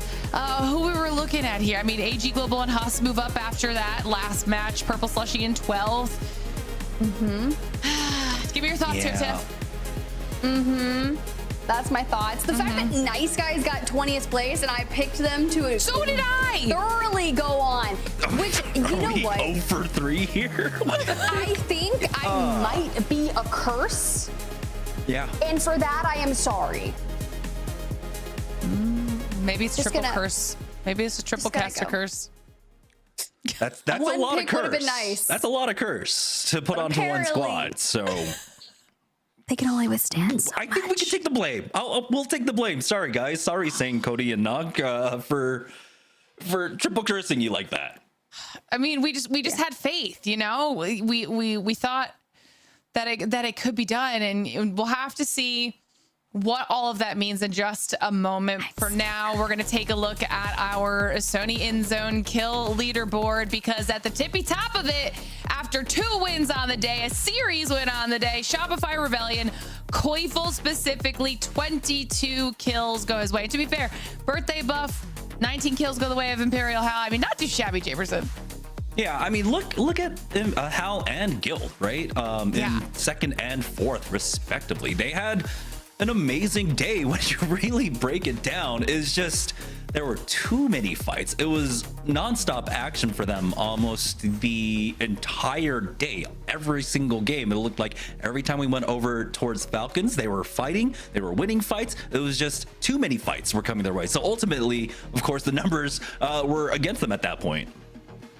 Yeah, but it was just Koifel who was able to stand out at the end of it all. Not only with 22 kills, but over 8k damage as well. I mean, talk about an individual performance. And every time we get to highlight players, Tiff, it's always when they have a couple goose eggs mixed in. So imagine if they just had got a couple more kills in those games as well. Yeah, true, but you guys gotta take the good with the bad. It all balances out, and plus, like, they had some crazy comms anytime we were listening in with them. It was, I'm not gonna say it was frantic, it's just fast-paced. And it works. It worked out for them here today. I mean, phenomenal performance for Koiful individually, but obviously for Shopify overall, after we saw where they fell in the series, not only at the top, but they had a nice point lead above their teams as well. So just a very deserved win to close out the regular season here for Koiful and crew. Shout outs to them and congrats on the top kills for the day as well out of Koiful. I mean, what a day so far from all of our squads. We get to see what that means for our overall standings. Just a few more minutes here. But Jamerson, how are you feeling? The suspense is going to kill you. How are you feeling after making our way through Americas now? Honestly, it was just nice being able to see Shopify play to the level that we know that they're more than capable of doing. I think Axel coming in, making the bans a little bit more dynamic, allowing Koiful to be able to play Maggie 5 games in a row was immensely helpful for them. That's what they wanted to do since the beginning of the split. They wanted to be team fighting like this. So now they're really able to flex their muscles in that regard because of the addition of Axel. It's true. It's true. Yeah, our bans were very different from EMEA to Americas, and it did change the pace of play for sure from what we got out of our teams. But Tiff, thoughts on the region as we're just, waiting for the final decision here? It's just crazy because everything is so different that really I don't know what to expect going into LAN. And that's kind of where my brain is at this point. It's, of course, regional finals, but what that's going to look like at LAN. Ooh! Okay. I'm locking in right now. Wait, we waited because we get a double whammy here. Okay, this is going to be our top 20 qualified through to regional finals, as well as teams that are already confirmed to advance to EWC, Tiff. Okay, well, JDG, nice. I see that confirmation coming through for you and NIP. Sentinels and Falcons pretty close behind them. Honestly, after Shopify's performance today, you jump into the top 5. But my eyes then rotate down to the 20th spot, right? Full 11. They're Group A. They didn't play today, right? Yeah. They were sitting there with Elite NA, just kind of waiting to see what was going to happen. And full 11 withstand. Whoa. Nice, guys. Withstand. Revival in. Yeah, I'm looking at Revival. Wow. That's a huge shift. Revival started off the day in 24th place in overall. Yeah, so now they're 17th. That's a 7 position bump for them. And ultimately, unfortunately, they're in 22nd. Purple Slushy. They had such a good game number 5, and things were really starting to turn around. But I mean, again, we were talking about kind of how the map draft worked against them. They were in what, games 1 and 2, GK were on top of them. They got taken out, so they put up really low numbers in the first half of today. And it was once we went over to Storm Point where things were looking much better for them. But unfortunately, those donuts, the first 2 games could have been the difference makers there for them. So really unfortunate for Purple Slushy, but they're at least avoiding relegation, which is one thing to kind of walk away from this at the end of the day. But still, it hurts that you were just right there on the cusp of making regional finals. One of the other things that I do want to point out while we're looking at this is the fact that not only did we mostly really only focus on Revival in the sense of, are they going to avoid relegation? Very rarely do we see a team that is within relegation, not only survive relegation, but then leapfrog that many teams to confirm being in regional finals. I mean, that is a complete night and day performance change, and it just goes to further illustrate, Tiff, we talked about this when we started the day, that it really does sometimes come down to one good day, one strong performance completely changes your fortune in a game like Apex Legends. 100%. I mean, look, we're at 45 points for full 11 after our regular season here. They got a 25 points associated with their match day win, and that kind of gave them the trajectory to hold on there. So yeah, you need the good, and hopefully you can keep raising the floor so your lower days just genuinely aren't that bad. It's all about being consistent off the back of some of those really great days. One thing I also want to note, right? We talked about the middle of the board a lot, but I want to go back to the top of the leaderboard here, right? For Pro League standings. It's been a while throughout the regular splits that we haven't seen teams not make it over triple digits. Look at the parity amongst our top squads, right? JDG, NIP just narrowly miss out on the mark of breaking triple digits. That hasn't happened in Americas in over like I think like a year and a half, maybe 2 years at this point. This goes to show like how tightly packed the top of play of Apex Legends for Americas has become now. I mean, JDG, NIP, Sentinels, Falcons, SR, GK. These are all world champion, I would say, caliber teams, and we don't have one clear standout favorite in our region anymore.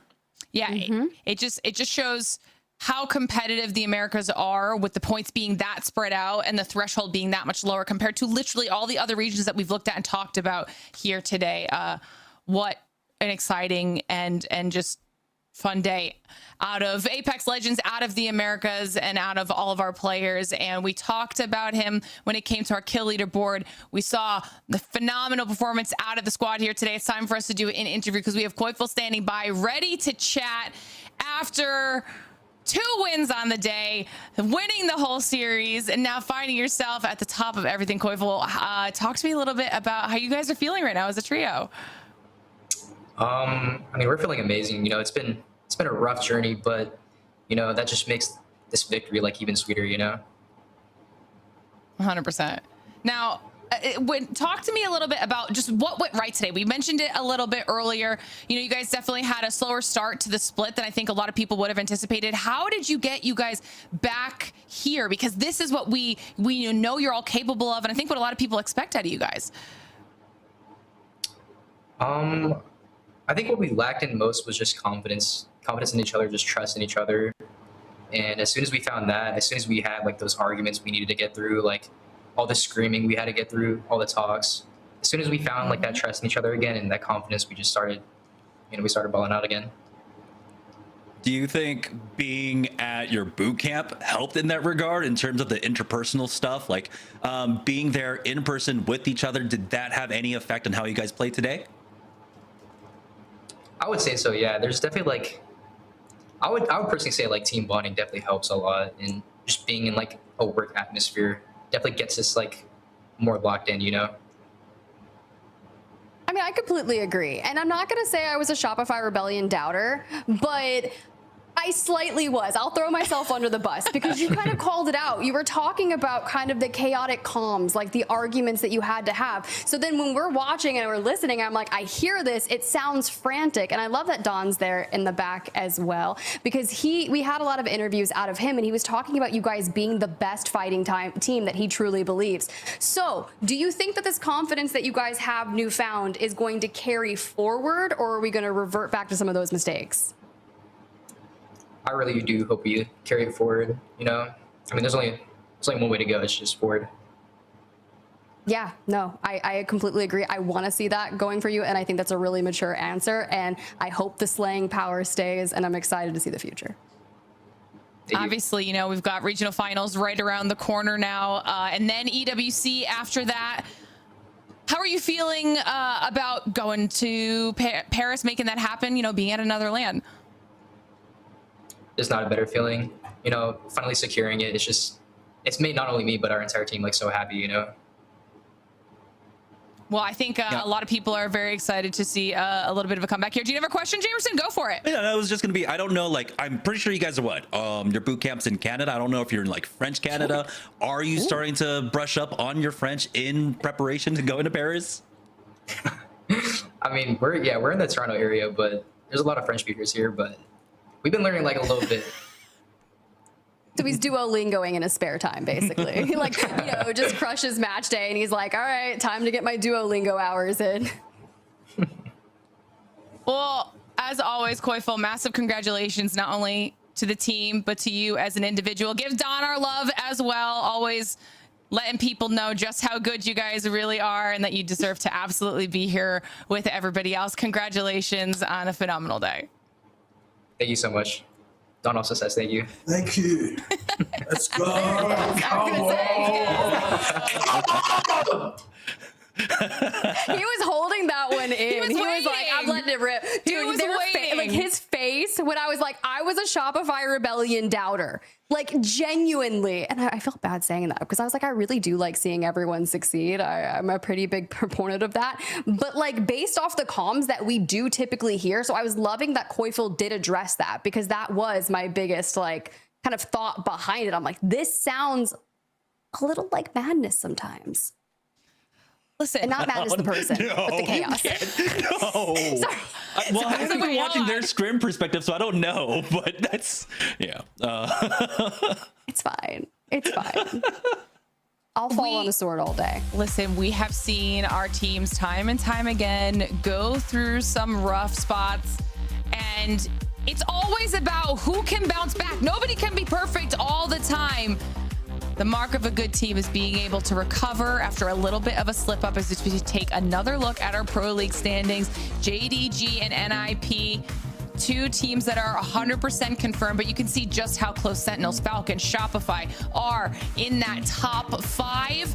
And then, of course, obviously top 12 after regional finals will be making their way through to EWC. So this is going to be an absolute barn burner of a region when we get here next week for all of these teams fighting, because we've seen it happen time and time again. One good performance can completely change your fate. Official final thoughts, guys, as we prepare to say goodbye to everybody and look towards regional finals. Tiff, any favorite moments from the day? God, I don't know. I just think it was a crazy day. This entire split has been the Wild West of Apex Legends, and I feel like I'm just along for the ride week by week, and I'm like, what is next? Honestly, I just want to see all the regions come together. Just give me LAN. I mean, of course, we have regional finals first, but like, I'm ready for LAN. Right, Jamerson? Yeah, I mean, at the beginning of the split, right, I did say we don't have a top dog anymore in Americas and in EMEA, and the results there prove it, especially for Americas, right? Even the middle of the pack are well within reaching distance of the top, so it's anyone's chance to really come out of regional finals in that first place spot. So it's crazy that we have about 8 teams, which it's usually about 3, right, that are vying for that first place spot at the end of the split or after regional finals. But we have arguably 8 teams that can take that first place spot. So the level here in America, it's not clear who the clear standout best is, and I like it that way. I like that we're able to highlight now all these new players that are on really strong teams, and they have an opportunity of being the best in the world. They most certainly do, which means it's going to be a very exciting next week. As always, as long as you're following along with us on social media, you guys won't miss a single second of any of the exciting stuff that we have going on. And we've mentioned it quite a few times now that we have our top 20 set for regional finals.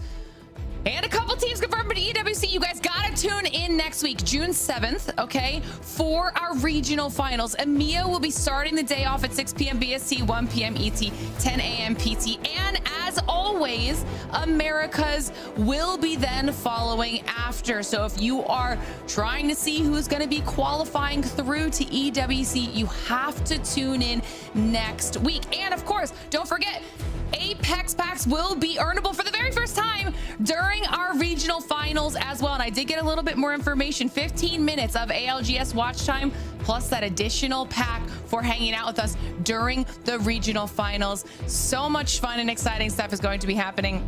You have to be here with us and tuning back in to see how all of it unfolds. In the meantime, as always, hop into some games of Apex.